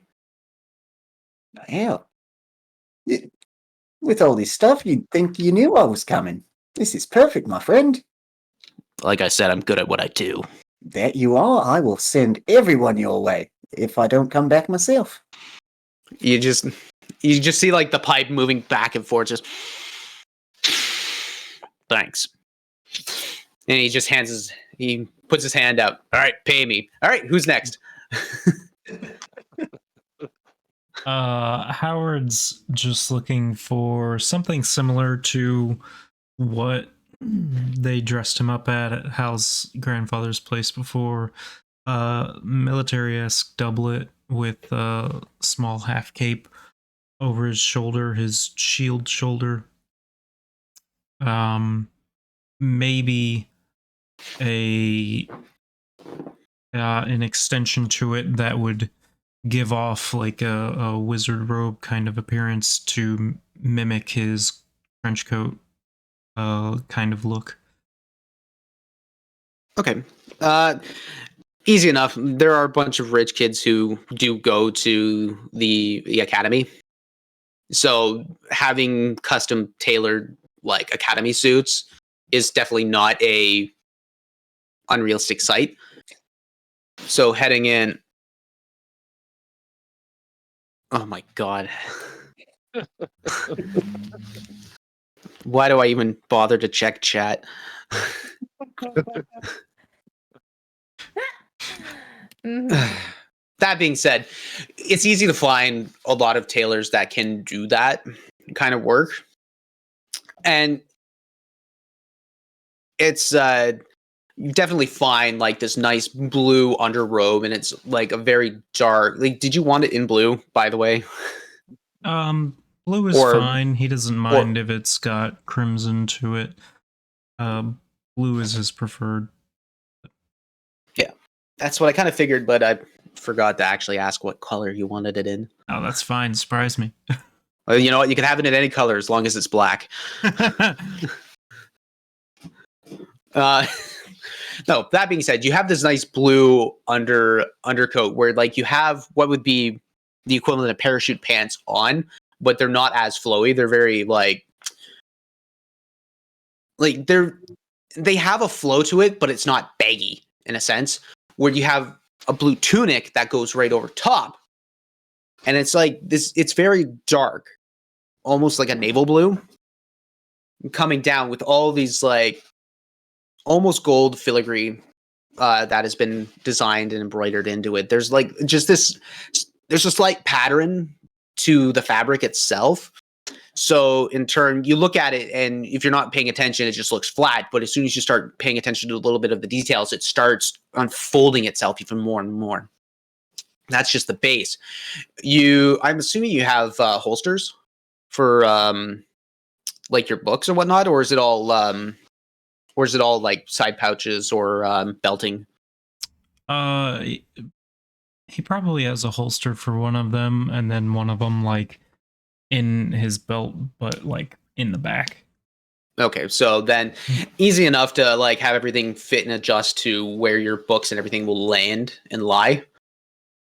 And so you get your belting on and realize, okay, you get a more fancier belt coming in with all these beautiful like interwoven designs, almost elven in nature itself. Wrapping around your body once and twice, and you realize, okay, you can fit this here, and you kind of slide things left, right, and center. You get to the actual doublet, the cape itself, and so you get yourself like an Arctic fleece that kind of drapes on and over, but it seems to fit your shoulders very well, so you can wear it classic and standard, and it'll like flow with you as you walk, or you can button it up, and it'll actually like almost magically seam itself, so you're not just like taking in cold wherever it needs. It's like ankle length, if not just a little bit higher. And he'd probably look to see if he can get it in a design that gives off the appearance of feathers as well, if he can Feathers, find yeah. it. So if you wanted that kind of like a custom embroidery done out of like the crimson threadings and whatnot, that could be easily done and maintained, something like that. Yeah.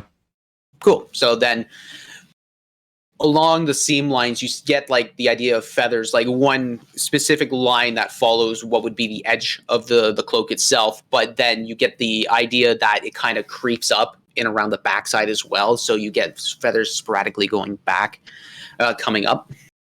And it's all in this very deep red that almost blends in. Like everything is all very subtle, and it's like you get the kind of feeling that Ashhorn's Hollow is all about, like a very almost ostentatious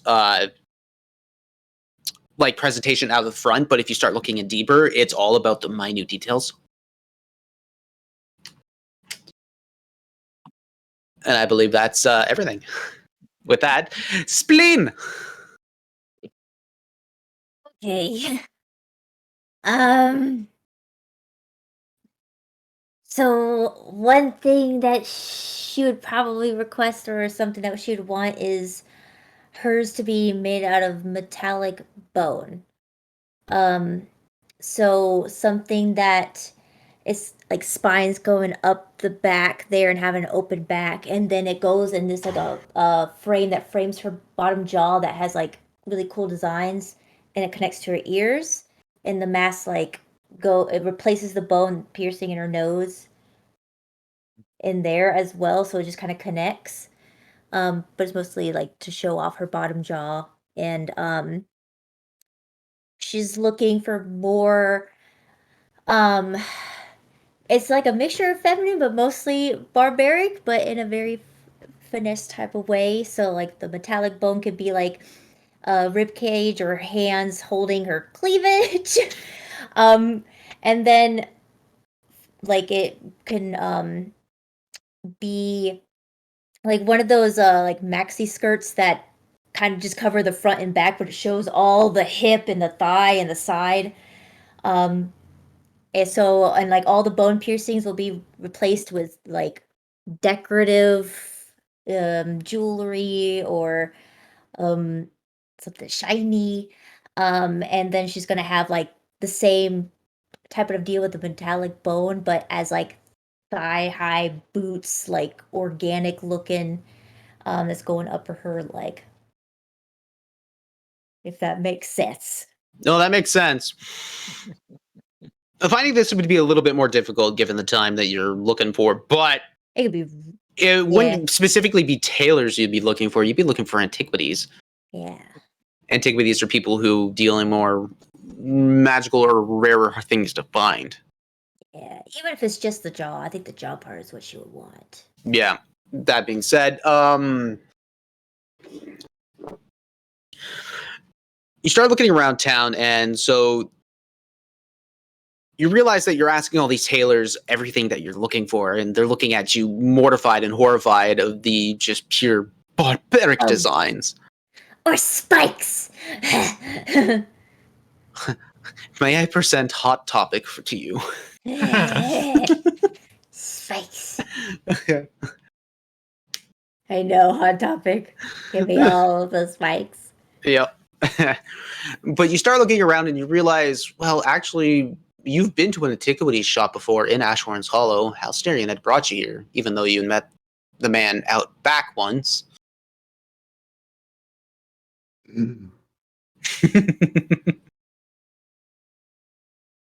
What's that guy with the stuff? I have to burp. That fellow we were thinking we would have to rough up earlier.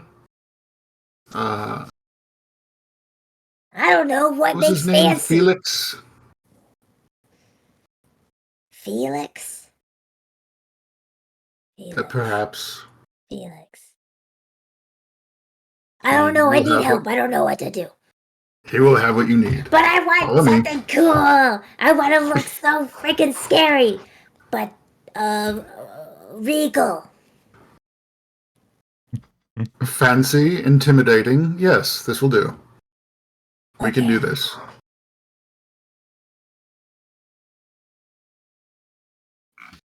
So you head over to Felix's shop. Mm-hmm. So you walk in, and the smell of, you open the door, and the smell of antiquities hits you. It's very much like, well, it's it just smells like that natural old and musty feeling. And you see Felix at his desk just kind of sitting writing, and you notice that like this elven guy looks up, still has like the spikes and like the frosted tips going on. Oh, can I help you? To look fancy. Yes. My friend here wants to look both regal but, Scary. well, yes, rather intimidating. Primal, if you can.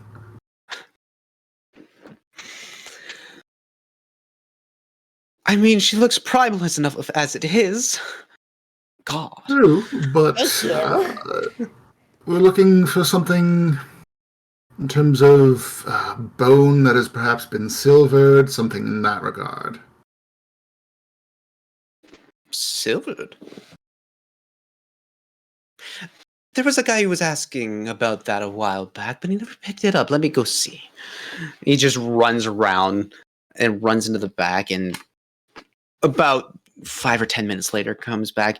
There was a person who had asked to have these, and he throws down a series of bones and whatnot, to have them metallicized for some reason, and I don't know why he asked me to do it. I told him to go to a metallurgist, but apparently I was the one. That being said, he never came back, so I think he was pulling my leg. Whatever. If you're going to take it off my hands, then by all means. Here. His loss is our gain. Exactly. And you start rummaging through the bones, and you see like a couple sets of jaw bones, and they're different sizes and whatnot. So one's a little bit too big, one's like barely fits, and the other one's like the one almost fits, but like you might need a little bit of adjustment on it. This will do. Ah, perfect. I can't think of a number off the top of my head right now that it seems reasonably fair. I don't know my market pricings. How come you don't know the price of silvered bone? Yeah. World building completely ruined. Yeah. You know what? Do you guys want to play or not? God. I do. Make me sexy. My God, I don't think there's enough willpower in the world to make you sexy. Very desirable. No, but you see, like, yeah, one of the jawbones that will need a bit of adjustment, but you do see like what looks to be a spinal column that is in a bunch of pieces. Like this was all individual bones that have been pulled apart and grafted metal to it. Perfect. So at that point, he throws out, okay, it's going to be like 500 gold for all of it, just for because of processing and everything else. It's there. I give money. You gives money. Yes, I gotta do math. Okay. Vegeta's wares if you have coin. That being the case, it was a whole different set and series of bones. But now that you have them, you start going to a tailor, and they're like, okay, now we can actually start incorporating designs and coming in and doing this. So I'm going to be honest, not to say I wasn't half paying attention, but trying to think of everything you were saying at once. The design of the dress itself, can you please describe it for me? Because I just want my thighs and my hips to be showing. Gotta show the muscle off. Yeah. All right. Easy. So basically just like very high on the hips, like a cutout that follows the legs, but like you have like it's almost like a traditional like Mandarin dress. Something along those lines. Except it's a little more cleave heavy and way more cleave heavy, and you got metallic hands gripping the titties. Yeah. That being said, so you find any specific color? Blood red. Yeah, blood red. All like right, the let's. insides. I was gonna do red anyway, but I figured I would ask. Red. Oh, get ready for this description. It's sexy. There you go. Thank you. It's sexy for You get those this that are beautiful into goblins. form-fitted silken dress that almost has this inner lining of like fleece cotton, a little bit of wool, almost kind of all intermeshed and interwoven into itself, lining inside so that way you actually are keeping warm. If following the curve of your bodies coming right up, it splits right at where the hips just start, going right down with a couple little bit of twine holding both of the flaps just slightly together enough so that way nothing is just. You're not gonna get Marilyn Monroe willingly, unwillingly. Which is, I realized my mistake as soon as I said it. We're good. That being said, this goes all the way down and almost like the back almost has a train to it while the front comes down to ankle length. And it's this beautiful, it is very much a beautiful silken fabric with like almost layers of, I have it in my mind, but I can't put the words to it. It's,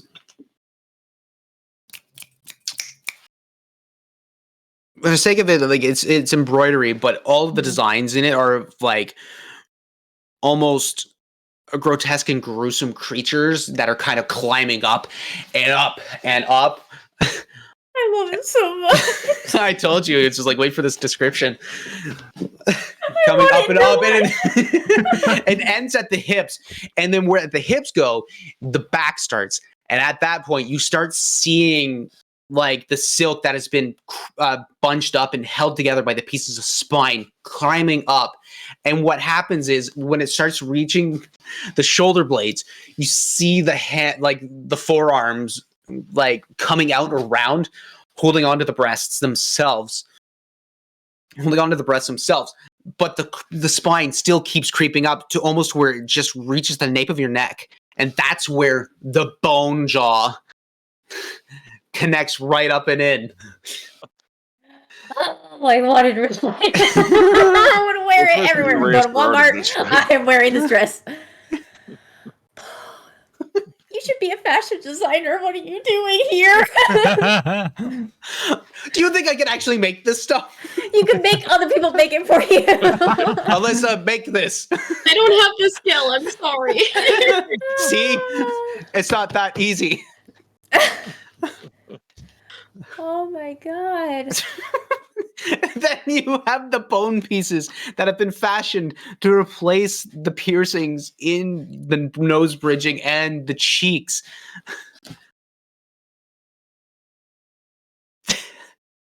Oh my god. I'm breaking screens. I know. I broke Gibbon. So pretty.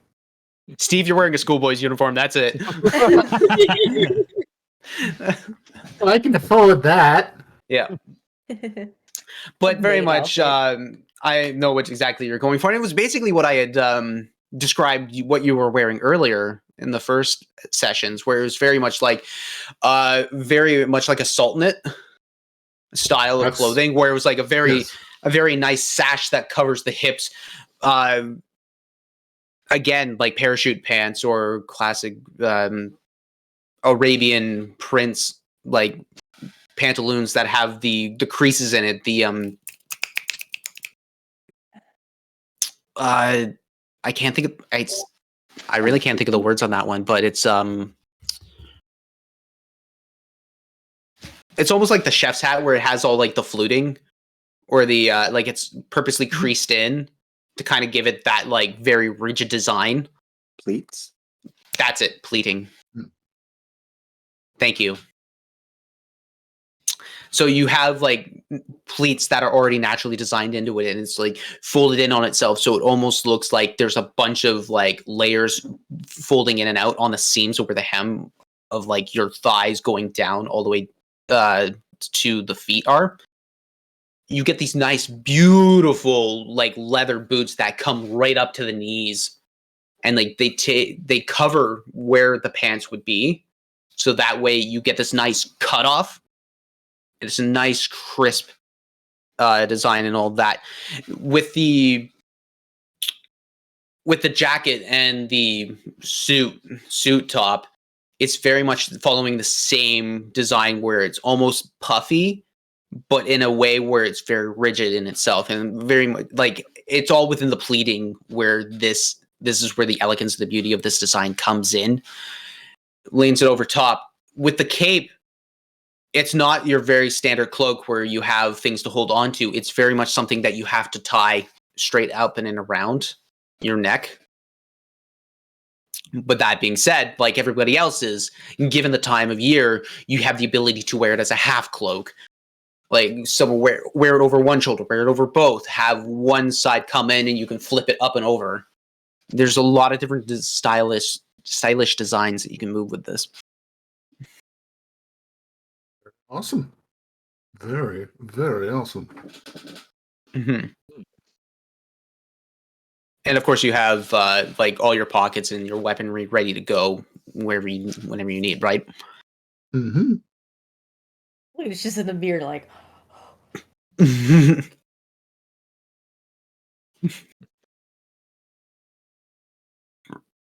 And so you guys eventually meet up at the guild hall. I'm assuming that's where you're going to be going.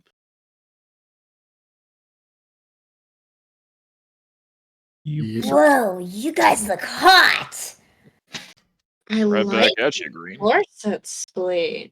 Thanks. I like your boobs. Thanks. It looks really good on you. Wow. Bet we could get into the nice brothels all dressed up like this. I know. I don't Wouldn't want to turning take us it away. off.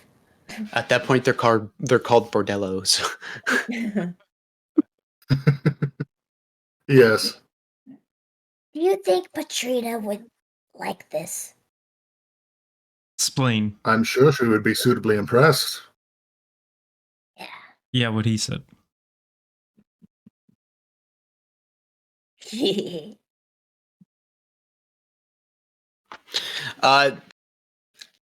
guys meet up in the guild hall in any specific spot, or is it just like in the main foyer area? Main foyer, probably. Main foyer. So Libercia's basically just sitting there as she normally does, just kind of like leaning back, feet are up, still smoking a pipe, and just laying her hands on her very rotund belly, but just like, you guys look fucking good. Thanks. Thank you. Appreciate it. It's been quite a while since I've been able to dress to the nines.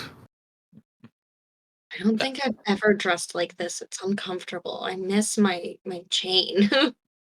Don't worry, hon. This stuff will go. The meetings will go quickly. It's all the pageantry. It's bullshit. I know. I don't like it either. That's why I don't attend them anymore. You just like she. You notice that she's wearing like very much like a poncho that just kind of comes right down. It's like just the most relaxed, hard ass woman you'll ever meet. Yep. I guess I should go get Pride. I kind of don't want to. She's calmed down since yesterday. Well, since this morning, and well, she's not fun anymore.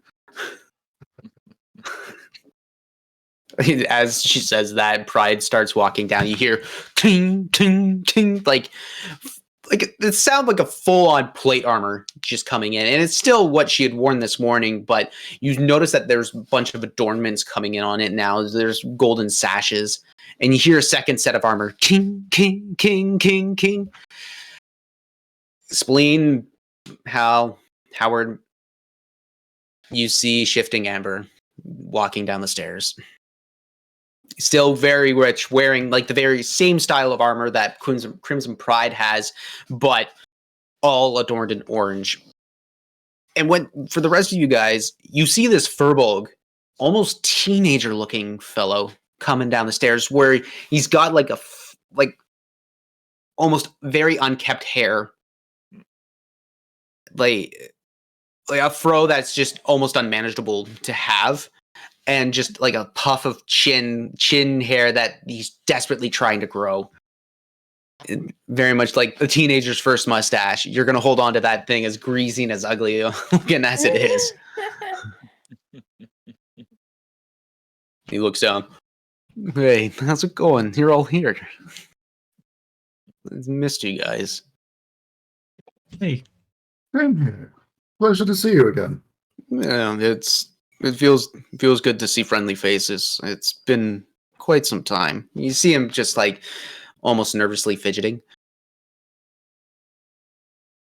yeah, it's. You guys look good. Thanks. Pride made me wear this. Pride just looks up, kind of gives up like a half smack. Just yeah, just like ting. You like it and you know it. And he's like, yeah, I do. He's like, all right, I think we should go. And Pride looks up. Yep. Libertia, she looks around. Hey, Lucky, I see you. Get the fuck out. You just see, you see the black tabaxi just kind of slink off into the corner. All right, follow me. She gets up, turns around, hits into a door that was kind of right behind her, opens it up. All right, you know the deal. Let's go. You guys follow it down. You see what to be a teleportation circle inside the guild hall itself. For all you newcomers, I will always say this spiel.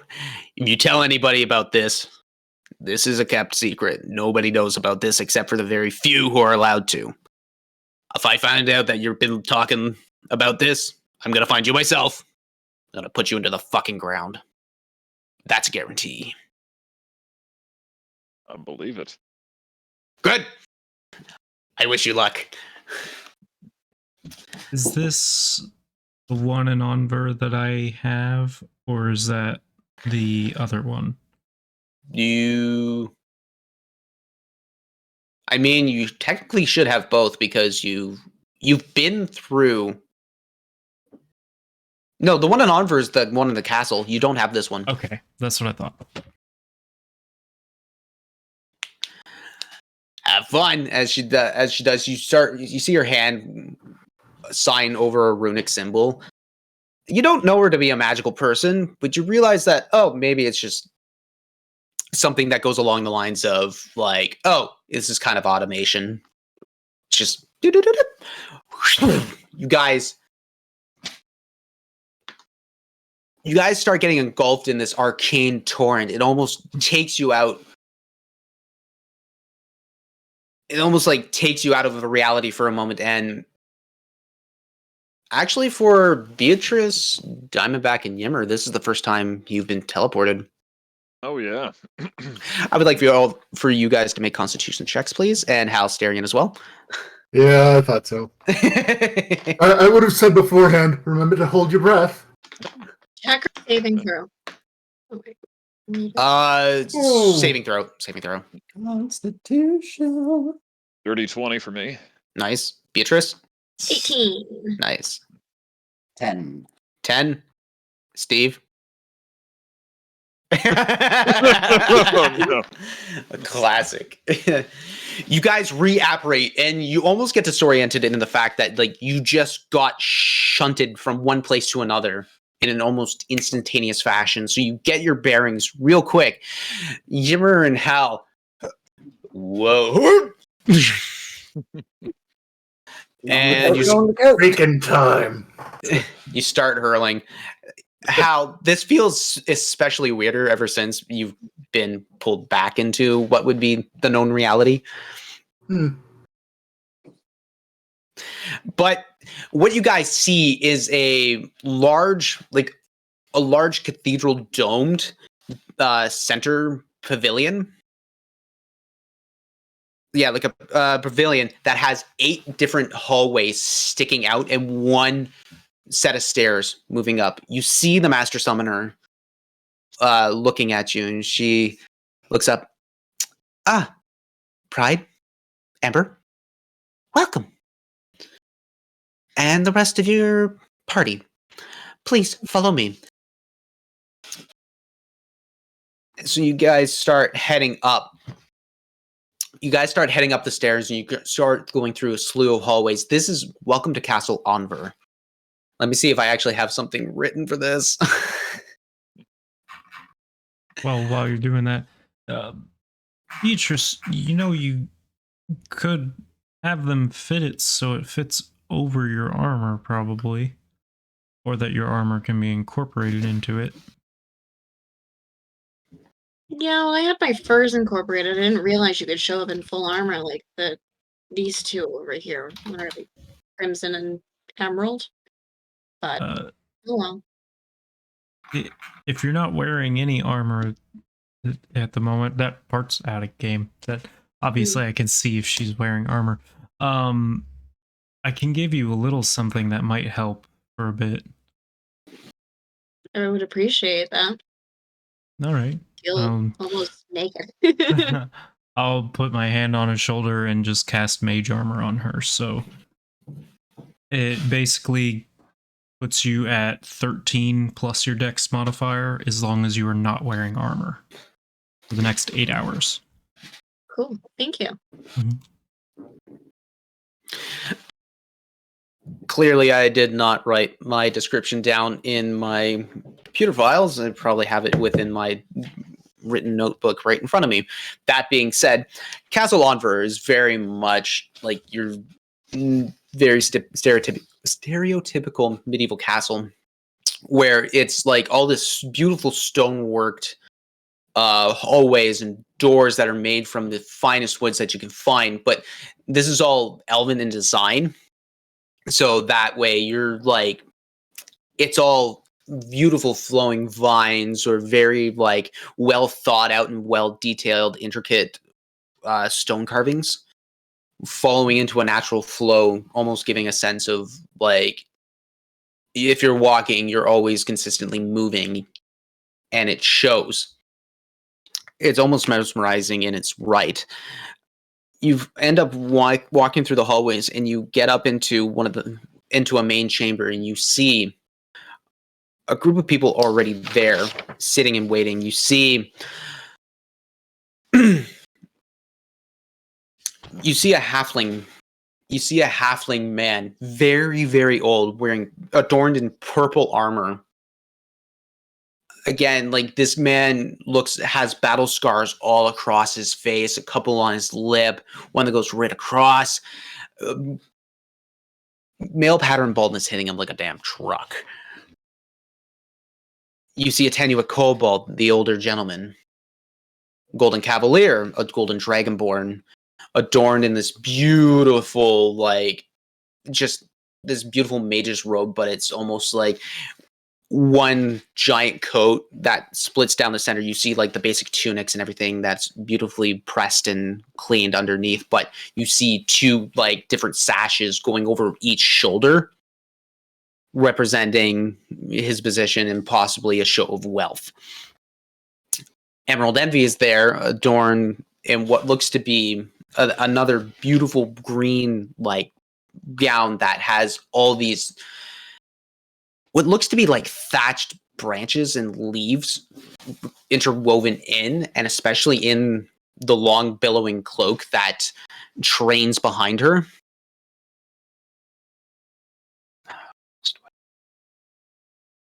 You see a dwarven woman very high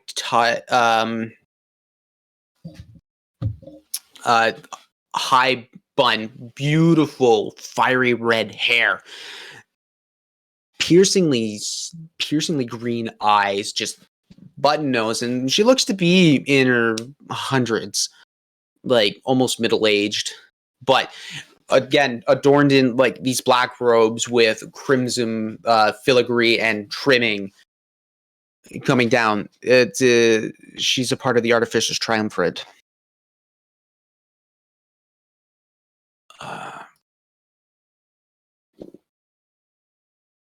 And in within the room itself, you also know that Crimson Pride and Shifting Amber are there, and they move into their spots, you see what looks to be a bunch of like guards and royal processionaries that are there, and that's about it right now. Violet Fury looks up. Ah, there you are. I would almost say we were late, but let's just be honest. This is to be expected. I'm glad you all have come. Mr. Newblood, thank you. As Steve's not here. I know he can hear me. Cal is still like in the hallway throwing up.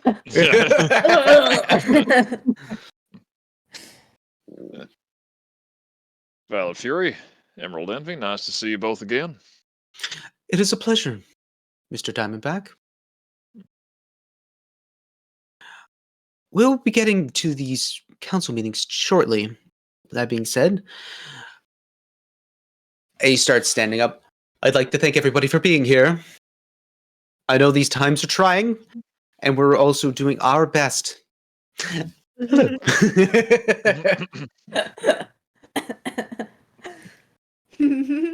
DM, is Alabelle there yet? Alabelle is there. Thank you. That's the other person who was supposed to be there. Thank you. I have so many people here. Hi, welcome to Falskallan Nights. JT has a conversation with himself, and it's not weird. Yeah. I cannot wait. I love these moments though. They're so good. Yeah. And Alabelle is there, and she's wearing these beautiful white robes, and it's almost like individual sets of cloth that have been draped over her and then cinched together with a simple belt, just showing off that like this woman's still got a damn figure at this age. B will leave the group and go stand beside Alabelle. Yep. Very big difference between both of them. Alabelle in all white, B in all black. Yep, exactly. That's very much the way it should be. You guys go over there. Fury goes through the whole procession of thank you for coming, and like just the general introductions and thanking everybody for coming in and taking the time to do all this. He starts looking up.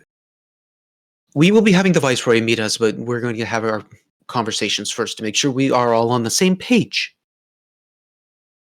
That being said, Alabelle, I'd like to start with you. What's happening with this Troll's Banes? She looks up and basically she starts spewing a lot of the stuff that we had spoken before about. And so at the end of everything there, she ends her plea of, well, the thing is, we do need more help. Any military might we could have to help contain anything would be extremely helpful. I understand that I understand that you're already running thin. Violet Fury looks up, puts his hand. I understand.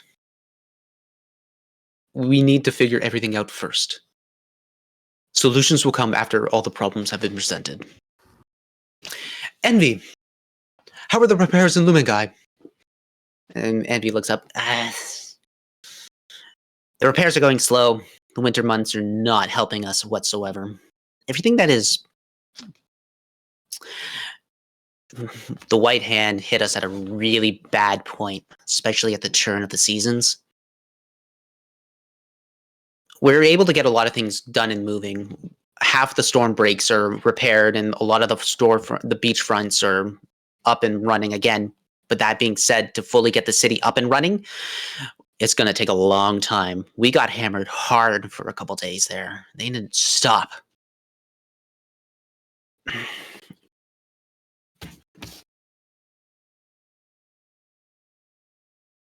With Solness gone, our navy doesn't have a proper portage.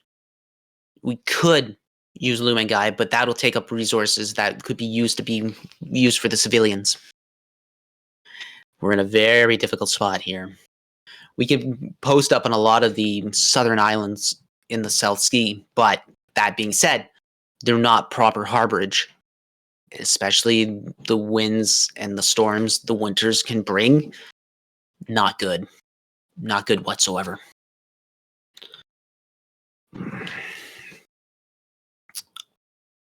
The Artificer's Triumvirate comes in.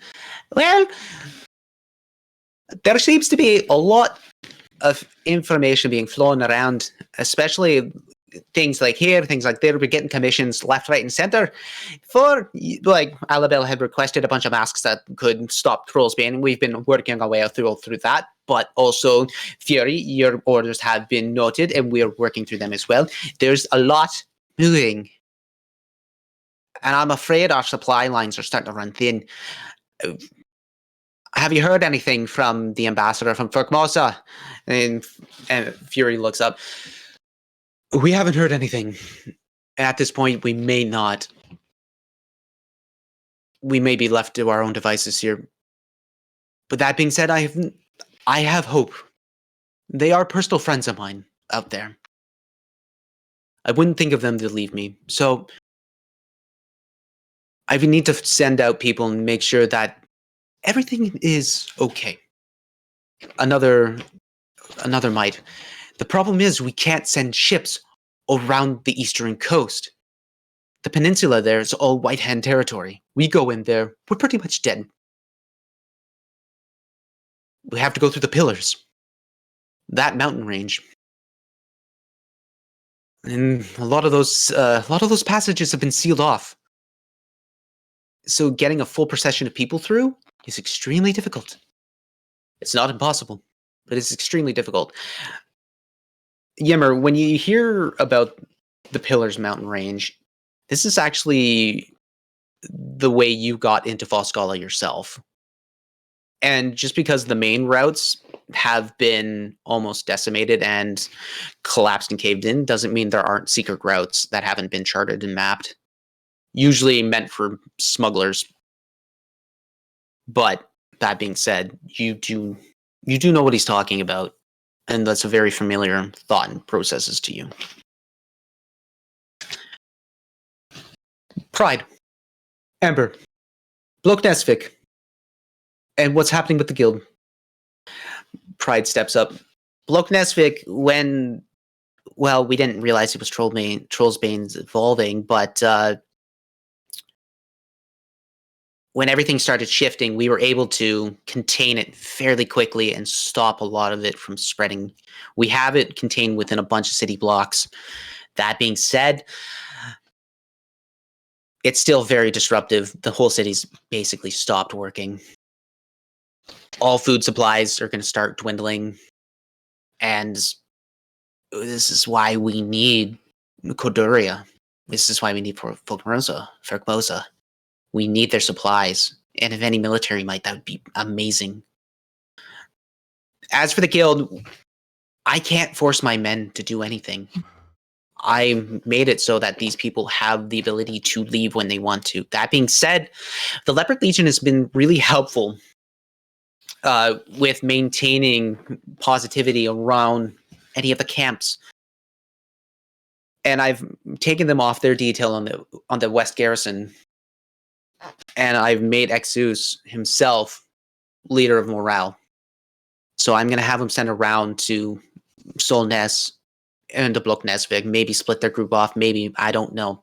The Brandish Bards, I haven't heard from in a while. Same with the Goliath Power Posse. We just haven't heard anything from them. What about Razkan's boys, Violet, Fury?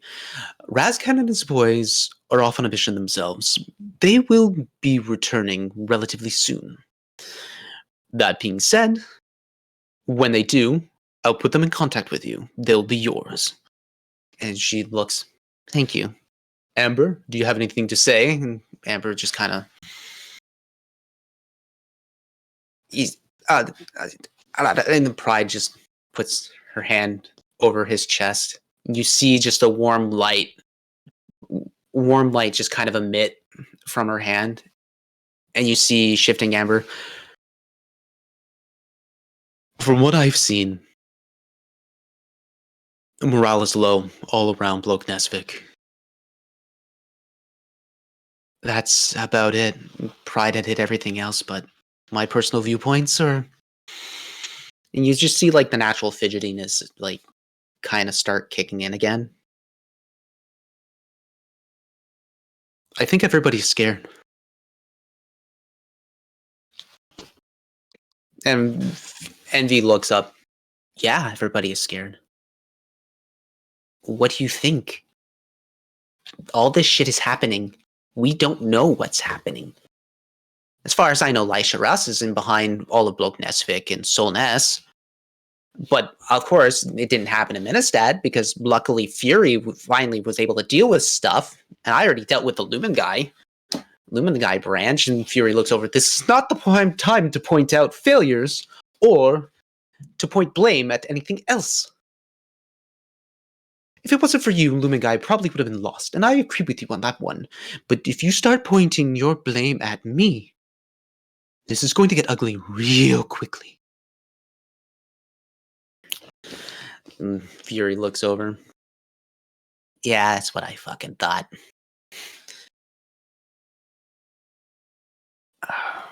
There.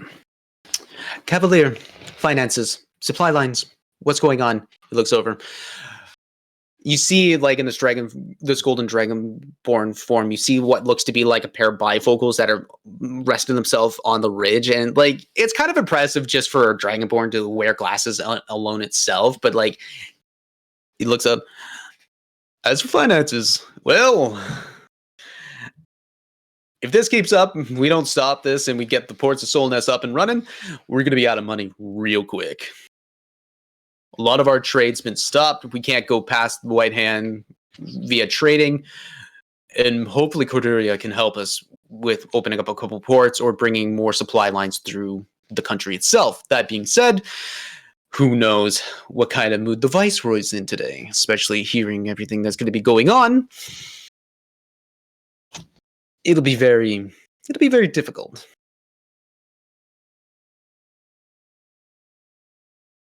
Violet Fury just sits, steeples his fingers.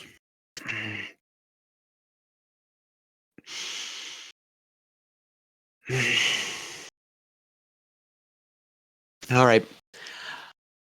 I'm pulling him in.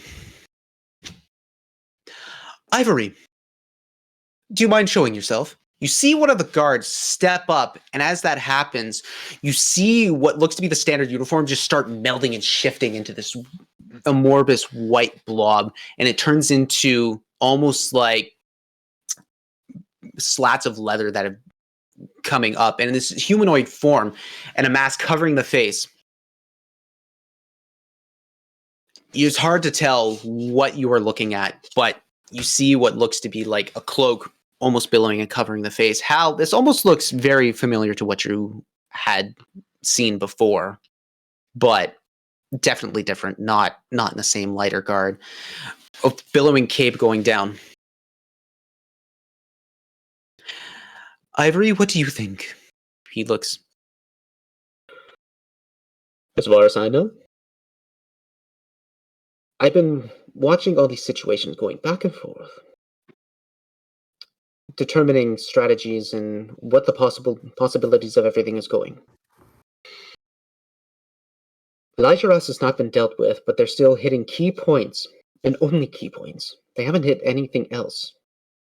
If they wanted to create chaos, they would have done it in all different... in Sonnehild, Flabed, Ministar, Stoiler, Murg. No, this is very precise. As for the White Hand attacking Lumengai, they had people on the inside. We can't trust anybody within the parliamentary system itself. That being said, I have a theory that Lai Sharas is actually a front for the White Hand.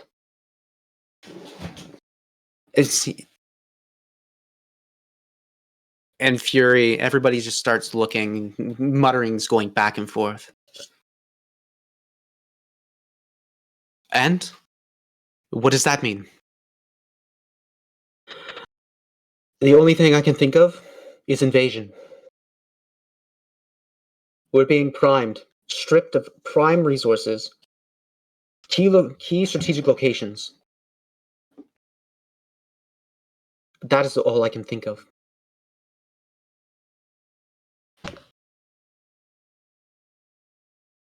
If I might, I think there is some credence to that. During one of our sewer dives back in Menestad, we did encounter. As you start talking, Silent Ivory just looks up, shifts over to you, and almost an unnatural kind of shifting in motion, and kind of just walks forward a little bit. The one known as Diamondback. That's correct. Yes. So Nice to meet you. my information is correct about you. Proceed. I'm sorry, I can't help but feel I'm missing some context there. You don't need any. Well, that's certainly very comforting. Creepy. As I was saying, during one of our dives down into the sewers down that way in Menestad, we saw a general of the White Hand meeting with, well, Izana, who we assumed was the leader of Lasharas. It does seem that they might be working together on something. That does help me. But is there anything else that you can give?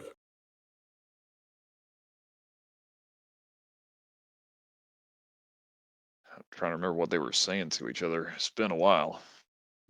Did she not give? Did you not hear a name? Was that the Fellstorm that we encountered earlier? That would have been it, yeah. Yeah.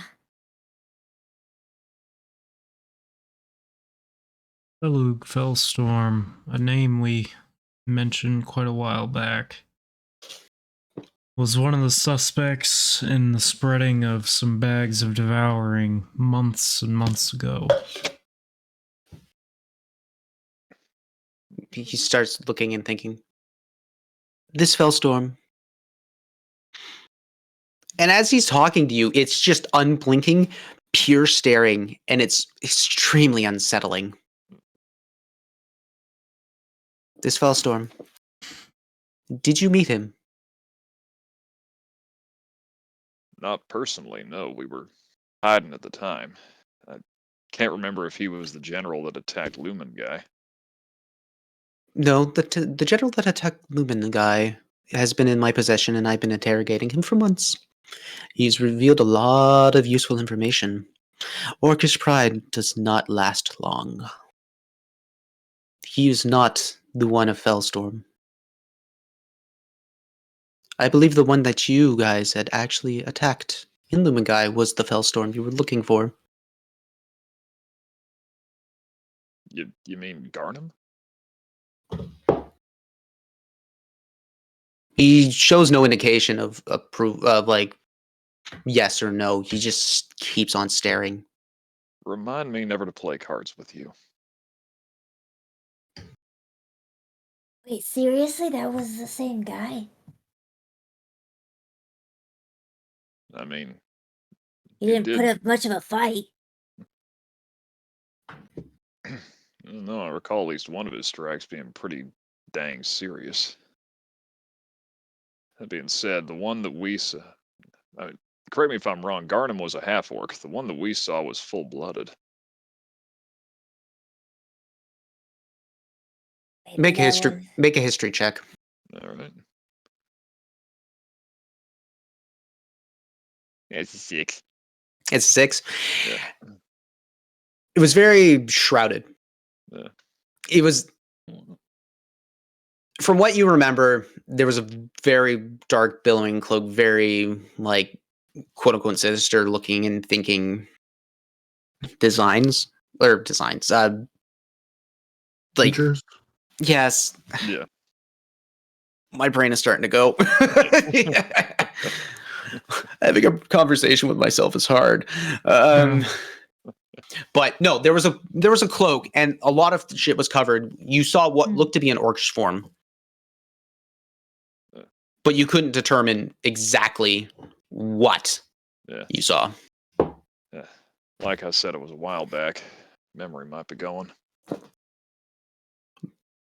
That is all right. That is the fallacy of humanoids themselves.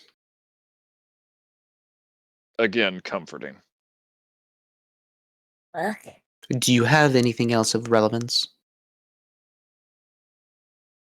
Pull out a little notebook. I don't These know if it lockets. means anything, but there were some other suspects for those bags of devouring. I don't know if there's any connections. Resha Viren, Shard de Grad, Pascal Contas, and Johan Kron. Interesting. Please give me those names. I will look into them myself. And he looks. They look over at Spleen. Where did you get those? Here and there. One was from a giant's lair, right? Yeah, Hill Giant had it in its cave. Yeah. It was the first one we stumbled upon. Where did you pick this up? Where? In what region? Ministar. Yeah, it was outside of Ministar. As you say Ministar, his you see the attention just kind of like a half cock away from you, and you realize that this is probably what they are thinking. Find it with a cart? Yeah. That was meant for me. I set up an expedition out to Korihara. That was you.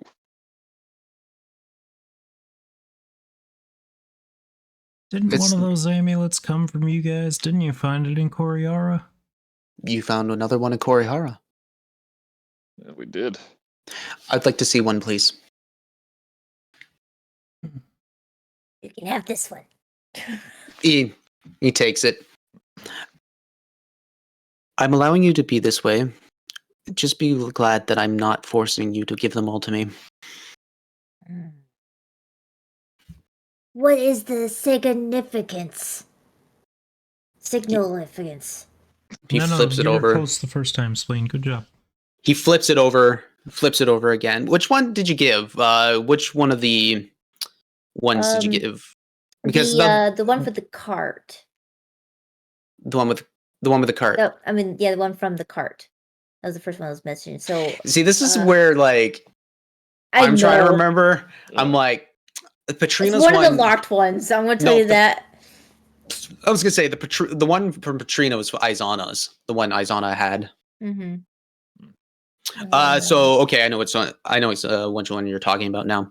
He looks over. You see his eyes flash.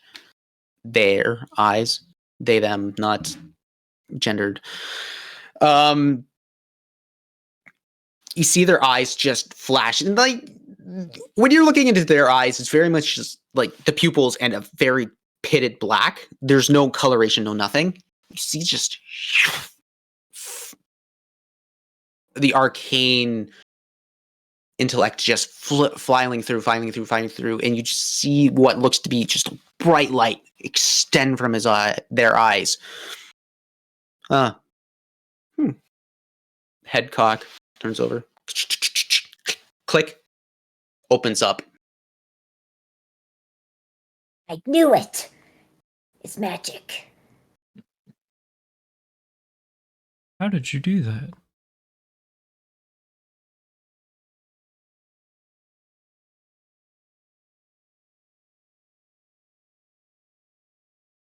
He just looked back down.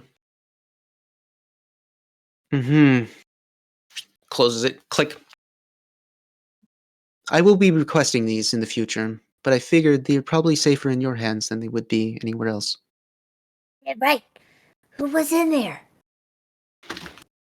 Why don't you open it? Well, I don't know the magic word. You went. I'm just poking at it. You're just poking at it, and as you do, you start feeling it like it's actually loose. Oh. You just open it up. What you see inside is like a picture of a man, and like a picture of a man, slicked back hair. What looks to be holding in some sort of a royal decree and design. Beautiful floral vest with like a super high collar, like a super high collar frock, and in front holding what looks to be like a very long saber like sword right down. The skin is very gray, but not in like a drowish way. The face defines and features is very like rigid, very square, very almost ruggedly handsome in its own right.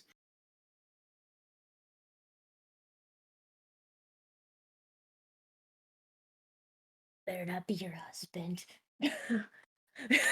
He's lean. Do you mind handing the other one over so he can open that one? Or she? I'm not really sure. I go by they. This one is also. Wait, let me try. And you look it over and you see an inscription on the backside or on the inside of it, and it says Kalas. Kalas, and this one's Patrina. That one closer. This one's also locked. This one was from them. He grabs, And takes it. Coriara. Again, does the same thing. You recognize this as extremely powerful magic. Like, this person is blowing some major spell slots doing this. Kind of lean over to him. Definitely remind me not to play cards with them. Do I recognize the spell? Is it identify? It is identify. It is identify. And then just he moves his fingers over, and naturally it opens again.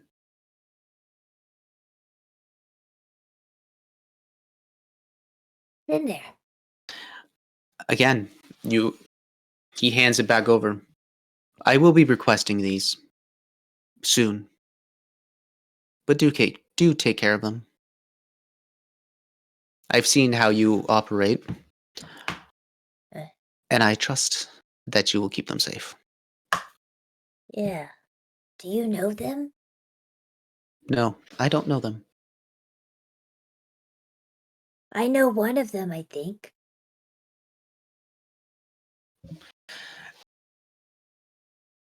As you open it up,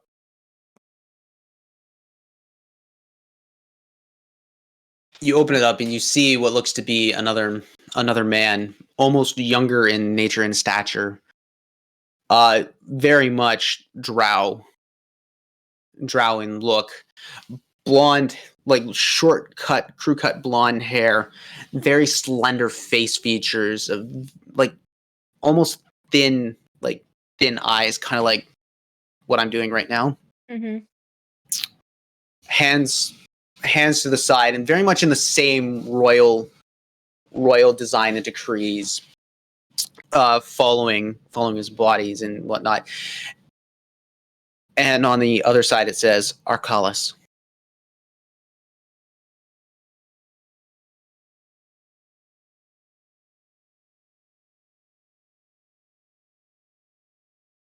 So one says Kalas, and one says Arcalis. Kalas. Oh, Kalas. Kalas. And Arcalis is Arkalis. ALIS. Okay.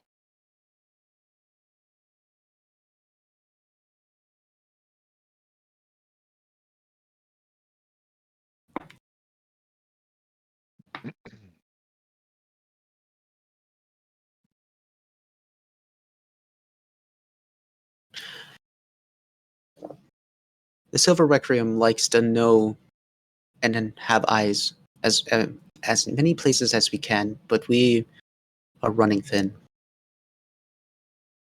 I don't trust a lot of people. Oh, you're one of the colors.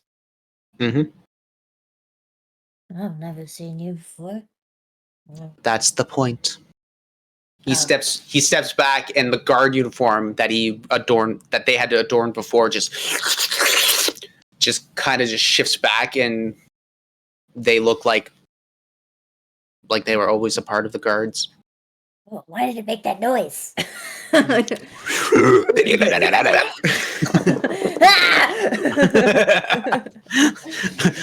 Don't worry, I'm shifting.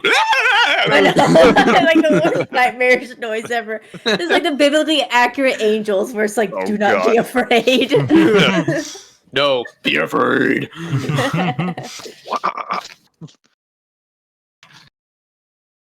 Okay, I'll put this somewhere safe. Well,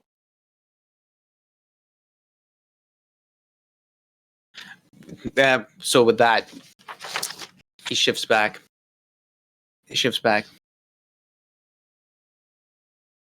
Fury looks. Invasion. From who? And Silver Ivory just says, the White Hand. It would make sense. Cutting supply lines, staving the Navy off of any ports to restock or rest or repair.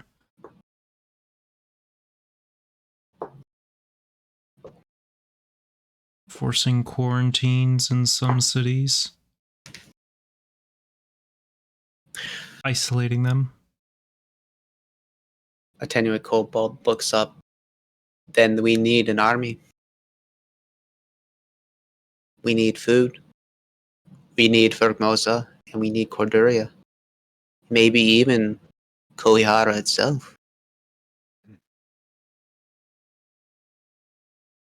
well, not to put a damper on that, but the last time I was in Koryara, it didn't look that great. You're talking about the city. I'm talking about the state. Fair enough. Fury. That we do. We need troops, supplies. And we need them wherever we can. We're not in a good spot. All right. Bring him in. All right, go get the Viceroy. We're going to do this. I know what I need to ask of him. As some of the guards move out into the procession, they move into more like what would be like a tattoo formation, where it's all very ceremonial circumstance, and they all go to the door, they open it up, they leave, and about 10 minutes later, you start hearing the sound of synchronized boots just coming in, just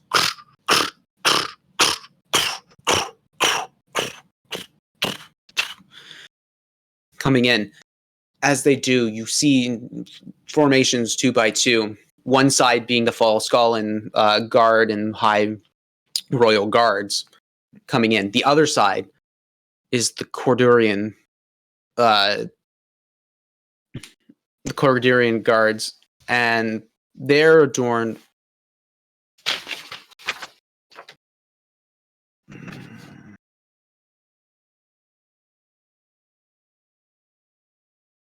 Yeah, so they're adorned in lots of blacks and golds, very much in a different way. What looks to be like leather lapels, like hardened leather that has been designed to look like it's been cloth, covered with a lot of clothing, or plumage and capes, and you see Bodrick walking beside this almost like older male cresting into his elderly state. This nice salt and pepper goatee coming down, short trimmed hair, this like wearing the blacks and golds as well, but like wearing this super large hat with a nice plumage on top. And Violet Fury looks up. Viceroy Keith, pleasure of you to come in. He starts walking in. As he does, he looks up and around. This rather rotund man, holding himself with an air of arrogance and power. He says, well, thank you for having me along. He looks up and looks over to you, Diamondback. And for the first time, Diamondback's poker face has dropped. Boom. He just looks, he kind of gives you just this half-cocked smile and evil looking eye. Mr. Howldale. Mr. Keith, it's been some time. What a surprise to meet you here. Hmm. And with that, we're going to end tonight's session. Oh man, I'm gonna say like, yo, Barik! Fucking knew it. I fucking knew it. Yeah. All right. So, any end of announcements? Yeah. Got. Actually, are we raiding anybody tonight, or is that not happening? What do we got on the hopper see for rating? Who's on there? Yeah.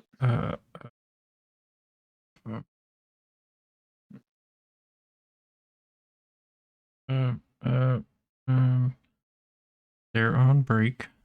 I'll get back to you on that. Okay. Well, but yeah, we got our usual closer, so thank you all again so much for joining us here in Falskallan. We hope that was just as chaotic and horny as we promised it would be. Thanks again to D&D Beyond for sponsoring us.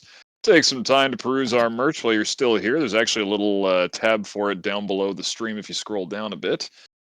And check out some of the other brilliant streams on the channel as well. Creatures of the night will want to sink their teeth into Valley by Night, River City, a haunting vampire masquerade tale spun on Tuesday nights. And tomorrow, get ready for swords, sorcery, and chivalry in A Knight's Ransom, a bracing adventure set in D&D 5e. JT, take us home. I want to thank all of you for coming around tonight and hanging out. Hopefully you found some great entertainment in my descriptions of clothing, because I didn't think I was going to be doing that. I was going through all my damn knowledge. I'm like, ah! But that being said, we are still in the middle of a pandemic, and take your time, social distance, wash your hands, wear your mask. Don't be a dick. Like, don't forget to love each other. Like, we need a lot more of that. Like, come on, guys. We just need a lot more love. But with that, I hope to see you guys all next week. And do you dare to imagine? Have a good night.